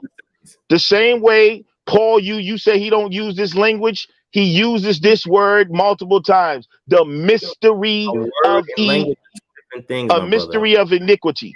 So now I want you to go to the verse, because when you was talking about when Christ said, if you fed one of them, you fed me. Well, you don't even got to go to the verse. Let me just ask you. When Christ says, if you fed one of them, you have fed me. If you clothed one of them, you clothed me. If you did all of that, you've done it unto me. What does that mean? So if we go within context, he came to the poor, to the brokenhearted, to those who were needy, those who were cast aside, and those who were outcast of society. So what he's teaching his disciples is that since he came to those people, because when he gave his dissertation on Matthew chapter 5, he explained who he's bringing this message to. Isaiah 61 and 1, where he actually is citing from as far as the gospel, he's coming to those who are poor, those who are needy, those who are widows, those who are orphans, those who are outcasts. That's who he kept going around. So being that he's speaking a message to them, he's also encouraging disciples to make sure you look after these individuals well, because they represent me and what I came to do, because that's who he's bringing the gospel to. He cites Isaiah, and Isaiah says, the Spirit is upon me to do A, B, and C to the poor, to the brokenhearted. That is exactly what the text is saying. Now, if you have some other kind of interpretative method outside of that you cannot validate outside of what you're saying, and we have to take you for face value based on your interpretative. All right, brother. How is it in that verse? The question I'm asking you, how are you doing to him by doing something for someone else? How are you, if I clothe someone else, how am I clothing Christ? I just explained to you what that meant based on what he said, who he came to go to. Let me give you the understanding, brother. And your understanding is based on what? What is the source of your understanding? The Bible and the conversation. Your initiation rights? No, listen. As an initiate? No, the Bible. Understand? I'm gonna bring it all together for you. All right, go ahead. Just like we was reading in Acts 17 about how God is not far from all of us, and we are his offspring to fill after him. He's not far from us. All right. The same way you read how the Holy Spirit dwells within us. The same way when you read in John 17:23, when it says, I in them and you in me, that we may be perfect in unity, which is talking about oneness. The reason why Christ can make this statement that if you clothe one of them, you've clothed me. If you feed one of them, you feed me, because on a real level, on the consciousness level, there is no separation between you and me. What I do for you, I'm actually doing for myself, because why? We are one body.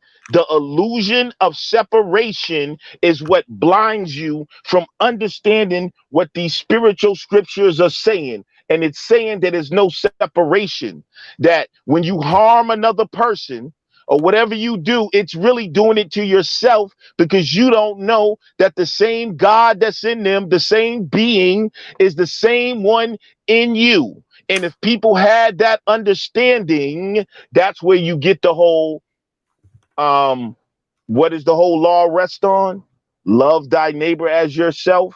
Because why? Because your neighbor is yourself. And this is why y'all don't understand these scriptures. You can go into Paul's writings even more, where he says, hold up. So what Christ represents is a consciousness. He represents all humanity.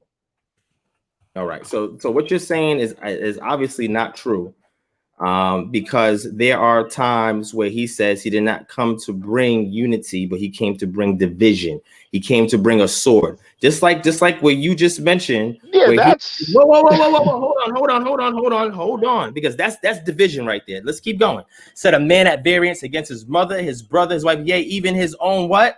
It tells you that these things that he's saying is going to bring you at odds, not just with yourself, but with others as well. But wait, I thought the others will all have the same essence as all of us. And if we harm them or separate ourselves from them, then we are separated.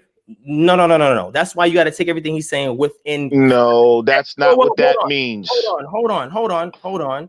Read the whole verse. He said of your own household. Hold on. Let me finish what I'm saying, because your premise is that if you harm or do something negative to somebody else, you're doing it to yourself because you share the same essence of them, the same God consciousness that's in you is in them. However, there's no separation. Wait a second. The same person that you're talking about also whipped people up in the temple for doing something according to the custom that should not be done, that was taboo. That means he was beating somebody that obviously had the same essence in him. Number two, he also argued and was at variance with people who I mean, now you're all out of context, though, bro. Like, I am reading the context. What you're reading things into. Cleaning up the temple has a symbolic meaning. You say that, but there was a physical action that took place. And the Greek tells us it was a physical. The language does not lie, my brother. Let me keep going. Well, the language, though. Hold on. Let me keep going. Because you did your finisher. You thought you was like, oh man, I got this. No. It's relative, and that's based on what you're saying. What is the temple? My brother. Hold on. The temple. But hold up, Divine. What did Paul tell you that the temple was? What's the temple of God? Let me explain to you what Paul meant. Do you know about the temple of Aphrodite that was in Corinth? The temple is the body. To answer your question, listen to me, my brother. Have you studied the Aphrodite temple at Corinth? Yes or no? Bro, that is irrelevant. Now okay, so then now there's nothing else to say, because if you can't even consider and say, no, my brother, I haven't. Okay, I haven't studied the Aphrodite. No, I'm not going to. I haven't studied it, brother. Okay, so what I'm simply saying is if you have studied, you know that where that group was meeting at was right down the way from that temple. It wasn't that no physical temple in Jerusalem, because they were nowhere near Jerusalem. They were going to that temple because there were sacred prostitutes that worked at that temple. And that was an issue that they kept having with people that would come from that temple, come into the ecclesia and then stirring things up. Hence why Paul also said that, man, you have a man here that took his father's wife. That thing should not be amongst you guys. You need to do something with this guy and get rid of it. You know why? Because that was something that was a common custom that was being done in that region. And they were bringing those who were set apart. These are things that he's speaking against. So it's not some mystery that it's who he's talking to. If somebody is steeped in a stoicism or steeped in Neoplatism, and I'm trying to convey a message to them, I have to speak their language and use their terms to get them to understand what I'm saying. However, I'm going to be inconsistent when I go towards other people who are like me, who are not different than me, who are like me, and I'm sharing to them something different because it's the audience conveying the message too. That's all I'm saying. You're entitled to your Christian mysticist belief, whatever. It's not a belief, brother. It is a belief. Because 1 Corinthians chapter 2, verse 14. Ones that I know. But the natural man receiveth not the things of the Spirit of God, for they are foolishness unto him. Neither can he know them, because they are spiritually discerned. And even when you go to the book of Hebrews, it's even telling you that there's a veil over the Old Testament, because they're taking these things carnally and literally. So when you talk about what the temple, you got to understand what the temple is. All of this is symbolic language. So when you go and tell me, oh, well, Christ literally went into a temple and whipped the people out, so that doesn't dismiss, even if that was true historically, it doesn't dismiss the message or what's trying to be relayed in the book, which are spiritual things. So that's why it tells you that we are the temple of God. So ultimately, when you understand that, you'll understand that when you talk about cleaning out a temple, you know what I'm saying? Ultimately, symbolically, you're talking about cleaning out your consciousness, your mind. And then when you go back, for instance, let me tell you another carnal understanding you just brought up. When he said, I come to bring another person, hold on, a person's enemies. Listen, hold on real quick, brother. A person's enemies shall be of their own household. Now, y'all take that to mean like, oh, that's your mother, your father, and all of that. Bro, what does the household represent? What language is that? The household, I'm talking brother, about what the language says. No, the house. You don't know what the language says. Listen. So, my brother, the language, language, brother. Wait a minute.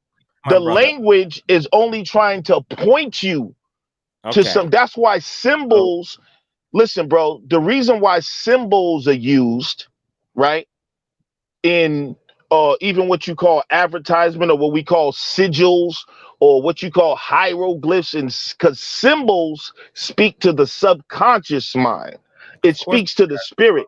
So when you look to words, when you're reading these words are trying to point you to something. You can't, that's why Christ said and all the prophets say, y'all don't understand these words. The words are trying to point to you something. So let me tell you what a household is, bro. It's still referring to the consciousness. The enemies of your own household are the negative thoughts within your own mind that become your enemy. That's why Paul goes on, even in the scripture, that says, bring every thought in subjection to Christ. So when you talk about mysticism and spiritualism, why do you think Buddhist monks sit around and meditate all day? Because they're trying to keep a pure consciousness. All right. In order to keep the temple clean, brother. So, my brother, what you're saying to me is nothing new to me. I just want to make sure you understand. If it's nothing new, then I don't understand why you don't understand this stuff, bro. My brother, hold on, my brother. There are shrines that pre-exist you that I've studied. You're not the only person who has met initiates or even I've been attempted to be initiated, and I said, no, I just want the information. I don't want to have to go through the rites to get the information. I want the information itself. So what I did was I befriended tons of people who are initiates of this information. The true initiation doesn't happen that way. Let me finish. Who have shared this stuff with me in confidence. Wait, let me finish. And I have not put their names out there on blast because they would be violating an oath. I haven't made any oaths. So I can say this stuff. And I can talk with you about these things. What I'm simply saying is what you're saying to me is nothing new. All I'm simply saying is what you're saying is a relative position based on philosophy. That's a whole entire philosophical worldview that is alien to anything that we read in the text. Now, it's pointing to that worldview. Let me finish. Yeah, listen. It's pointing to that worldview because of the audience who was steeped in it.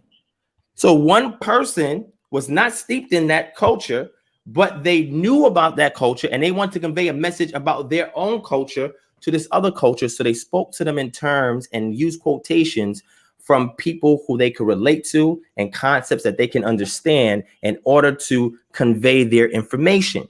This is what they same thing. Philo, I can show you the same thing in the Torah.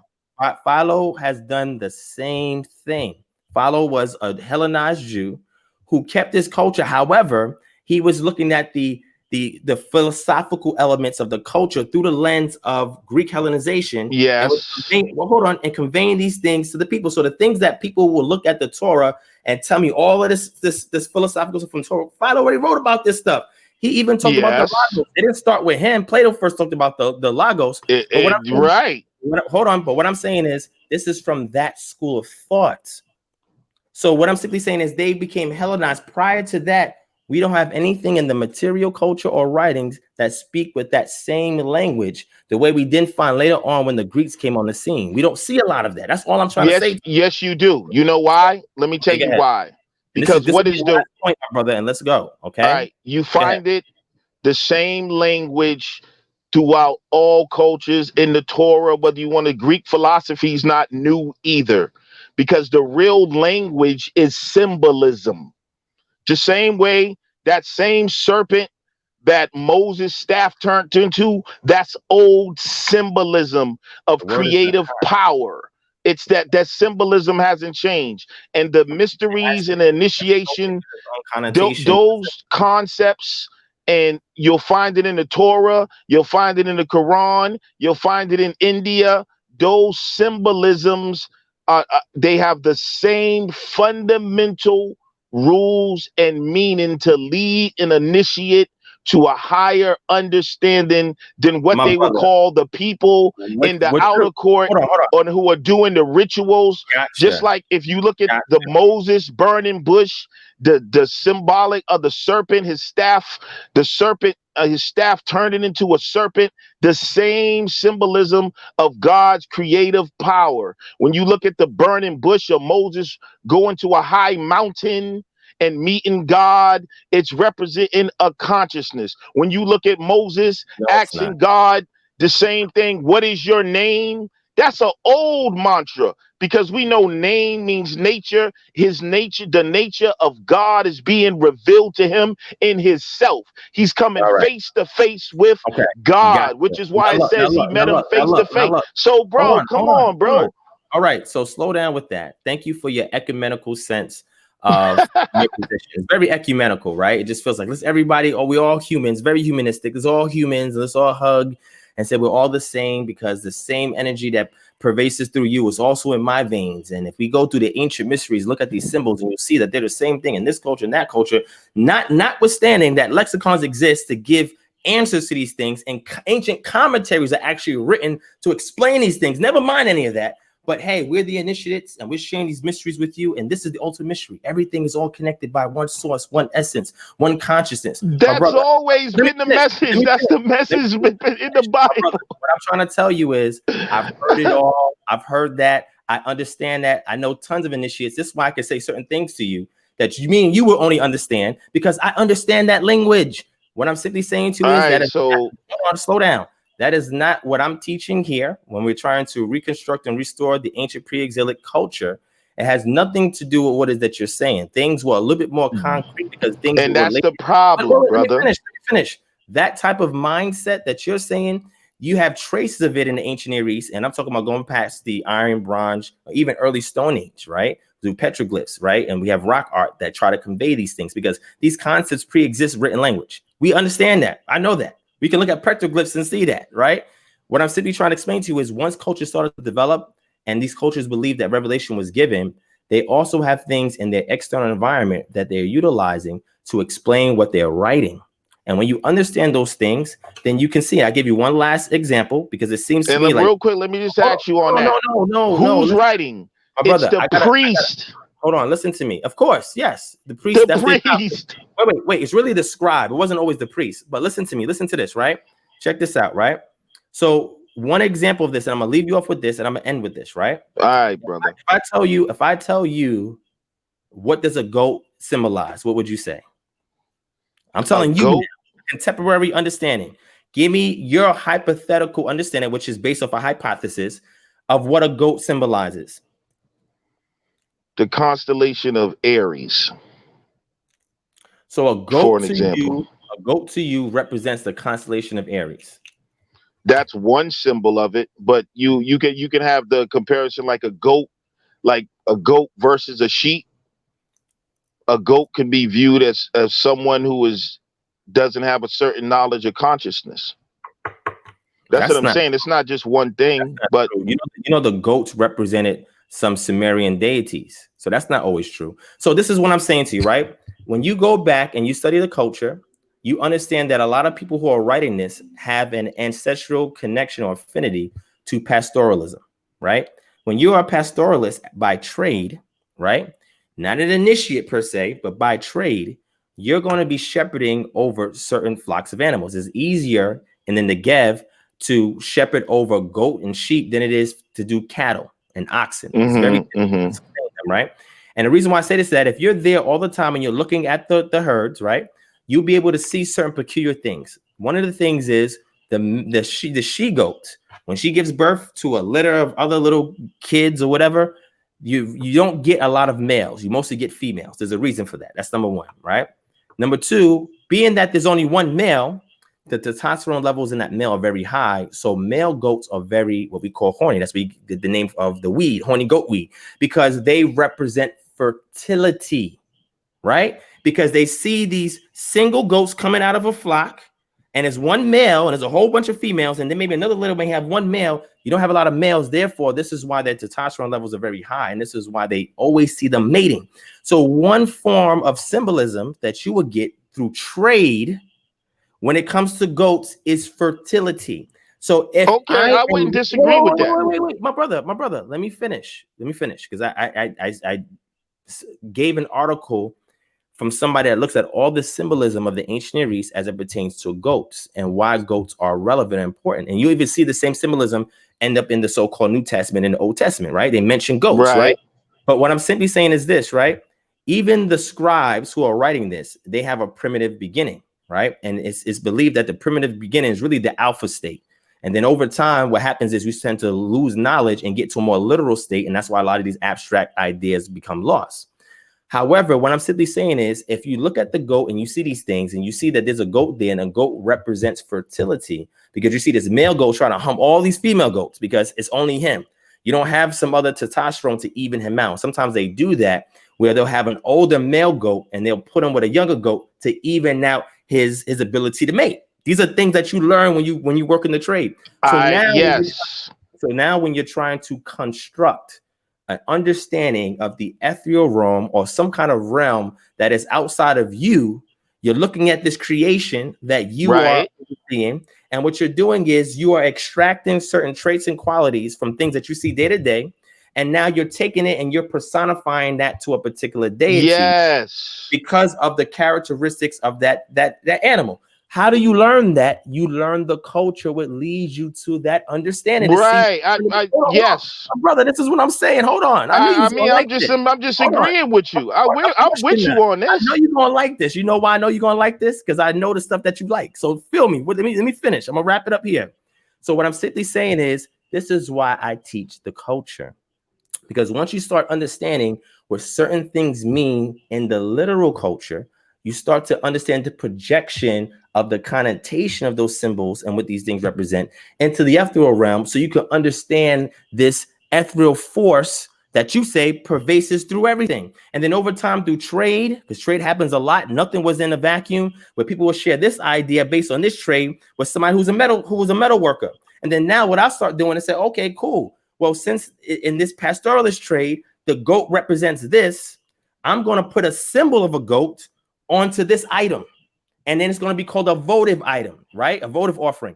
And that votive offering is going to be sold to somebody who's going to buy it. I'm going to explain to them the symbolism of the goat because it explains fertility. And if you hold on to this item, this artifact or talisman, guess what? It will bring you good luck and you will be able to reproduce like the animal that it represents. And this is how things develop over time and how ideas exchange from trade to trade. And then now certain cultures are now writing things in an administrative capacity. And now they are trying to divide themselves, separate themselves from other groups. We've seen the Egyptians do that. We see the Akkadians do that, where they show distinctions between them and other sister cultures.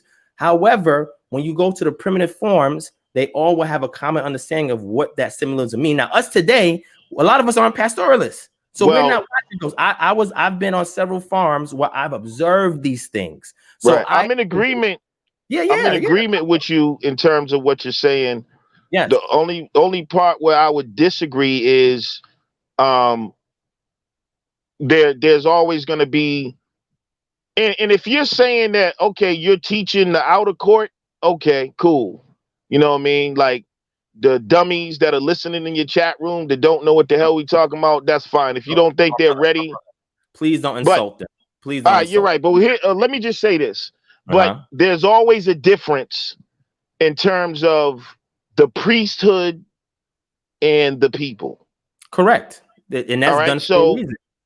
And so the ritual, like for instance, the rituals that the Hebrew Israelites go through, like the Passover and the feast days and all of that, that's for the outer court. That's why Paul goes, well, whoever wrote the book of Hebrews goes and explains to you what those things really mean and how they point to the Christ consciousness.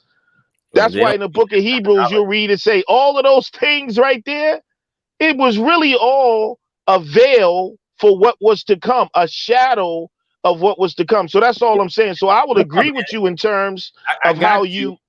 So look, Hold my on, brother. I would agree with you in terms of how people, their culture, those symbols form from basically observing nature, but there's levels to it. So just like we talk about the serpent, right? People encounter those things, they watch the serpent regenerate itself, right? Shed its own skin, which is why the serpent became symbolism of eternal life in Egypt and even in the Bible. You know what I'm saying? But then there's other levels that come along with digging into that mystery of nature. You see what I'm saying? So we're in agreement to some degree. You're right. So look, let me finish. Let me wrap it off with this because I have to end with for the sake of my audience because they've really been patient with us through this conversation, right? Don't assume that they don't know a lot of these things because they do know some of these things because I've shared these things I'm saying to you in the past. A lot of stuff that we talking about right now, I've had guests on here that I've spoken about these things on, showed references and everything. What I'm simply saying is I understand. Let me finish. I understand your worldview, right? I understand it. I respect you having your worldview. I'm not saying you're right or wrong. That's not what I'm here to do. You came to challenge what I'm doing here. And what I'm simply trying to express to you is that in order to understand the things that you said are hidden mysteries, and you have to understand the culture that gave birth to these ideas. In order for you to understand what it is that you're following, this is I would say the approach or the methodology that I take in order to teach these things to the audience. You take one method and say, oh, all of that is the A, B, and C, blah, blah. That's your method. That's fine. You're entitled to that. I have my method. I'm not here trying to tell you what to believe. I'm not proselytizing to you. You cannot proselytize to me. It's just not going to happen. I can learn from you just like you can learn from me. It's just the way it is. I don't have enough pride to say, well, get out of here. I'm allowing you to talk because if there's things that you're saying, right? And you're always, bro. You're a respectful, classy brother. That's why I never, and there's no doubt about that. You know me, I'm Rod. That's why I never really, I never came at you, you know what I'm saying? Because you never had that energy. So it's not like, you know what I'm saying. So, and you are knowledgeable, but I just think it's. What's really needs to be related is beyond culture. But hopefully we can have that conversation because the true essence of what's being taught in these things is beyond culture. And I can even the Bible is relating that. Yeah, but that what we're trying to get to, because it's beyond our carnal human nature. My brother, the Bible that you're talking about that you admitted was written later. So there's accumulation of this data in a database that these priests are pulling from, but it comes from a primitive source first. People have to understand the primitive concrete element before they can work their way to the abstract. That's how it should work. You can't start somebody with something abstract with nothing that's relational. That's very difficult to teach, right? So just like you're coming in as a rough stone and you have to be smoothed out, right? It takes time to smooth out a stone. You don't just go over in one incision, two incision. It takes time. Masons who lay bricks will tell you this, right? So what I'm simply saying to you is there's a method to get to every conclusion. I have my method that I subscribe to, that I share and teach. You have your method. You're welcome to teach whoever you want to teach, whatever you want, right? I'm going to teach who I want to teach. Nationality. And if we differ, fine. If we agree, fine. At the end of the day, my brother, I ain't got no art with you. Keep doing your thing. Keep channeling Nimrod and keep bringing the God conscious to the people. Do your thing. You know what I'm saying? I'm gonna let you go, my brother, man. Much like man. It's nothing personal with you. I know your character because I've known about you and I've interfaced with you for years. So this is not the first time that me and you are interfacing. I've known you since you was identifying as a real Christian, Mrs. Before you got to this level. And we saw pictures of you with the Raiden hat on and everything like that. Brother, I know your history, my brother, right? I've interfaced with you online in the past. You know what I'm saying? So what I'm saying is I follow you because anybody that talks about me, trust me, I follow everything they do. And I have a team like that Esau to Zionism joint you did. That was horrible, bro. So listen, well, of course, that's your opinion, and that's fine. What I'm simply saying is I do research on people that call me out. So when you call me out, I'm like, yo, Lex, bro, you're not going to teach me nothing because I watch everything you put out. I just want that Nimrod energy. I love that Nimrod energy. Keep it up, man. Keep that Nimrod energy. Yeah, we got to talk about that Tower of Babel, man. But we could do that on another platform. You know what I'm saying? Bro. We could do it on SVDL, or we could do it somewhere else. And we could talk about these things that's not alien to the assignment or the mission of what I'm trying to accomplish with this channel, right? We can talk, because I could talk to anybody about anything, because I try to study as much stuff as possible so I can have these dialogues. What I'm simply saying is, if a person doesn't like what I teach, that's fine. It's not going to change me. No, I don't say I don't like. I mean, it's not about like or dislike. I just think the whole, teaching our people that they're Israelites, and all of that stuff, I have a problem. Christians, and Christians means you get into the Christ consciousness. You teach people I don't teach people that they're Christians, though. You're not talking about the Orthodox sense. What is a Christian? Define Christian. Watch this. Define Christian. It would be a follower of Christ. And Christ, what does he represent? You consciousness. Just said it there you consciousness. Go. So real Christians are people that follow the Christ consciousness, right? Yes or no? Yeah. Okay, there you go, my brother. You ain't gotta be deep, brother. I understand. I know, but that's only in context of the Bible. So I understand that. But outside the Bible, you can tell us to a Buddhist, because a Buddhist is not going to relate to the word Christian. You're going to show them something within their works and things that they hold and revere, and show them the same concept. I understand that, my brother. I know. That is fundamental, bro. So with that being said, thank you for coming on here, my brother. Only thing that I actually going forward, if you do come back, please don't insult my chat, right? I don't mind me and you get into a rigorous discussion. They was insulting me. That's why I threw that shot. That happens all the time. When I'm on platforms, people talk about me too. Yeah, that was just a shot, man. I know it wasn't that big of a deal. It was just a shot I do, because they was calling me idiots and all of that in there. So I had, That's like me and you playing basketball as professionals, and we listening to some dude in the stands that's never played ball in his life. Right, he's petty. I'm petty, bro. I'm petty. I'll admit, I'm petty as hell. I'm gonna give you some more passages to teach you that we're all humans. We're all the same. If you say something to them, my brother, you're talking about you too. That's true. That's true. You're right. You called me on it. You're right. Actually, I'm not exactly all the way there being the Christ myself. You know what I'm saying? But it's all good. Journey, you know what I'm saying? So I wish you the best on your journey, my brother. I would love to have more spirited discussions with you, so that we can learn from each other and the audience can learn from what we say.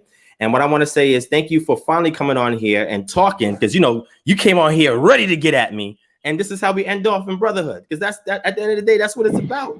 You know what I'm saying? Like we know how to speak that common language, and then we also know how to speak about our differences, but do so without all the wildness that we find on other platforms. Even the platform you on, them brothers, they're not edified internally. If you learn anything from Masonry, you know about that inner man you got to build up. Like the way you carry yourself should be different than how these dudes do in these back chats. And you cannot be like that, my brother. Enlightenment shows forth in your character, right? That goes to show that you're enlightened. So what I try to do for my brothers who may disagree with me is just try to be that reflection, right? Just to keep that in remembrance. So just like I hold you accountable, hold me accountable, and let's work together. All right. Facts, bro. Peace. Shalom, Barakatah. Shalom, man. Have the rest of your evening, man. All right. All right.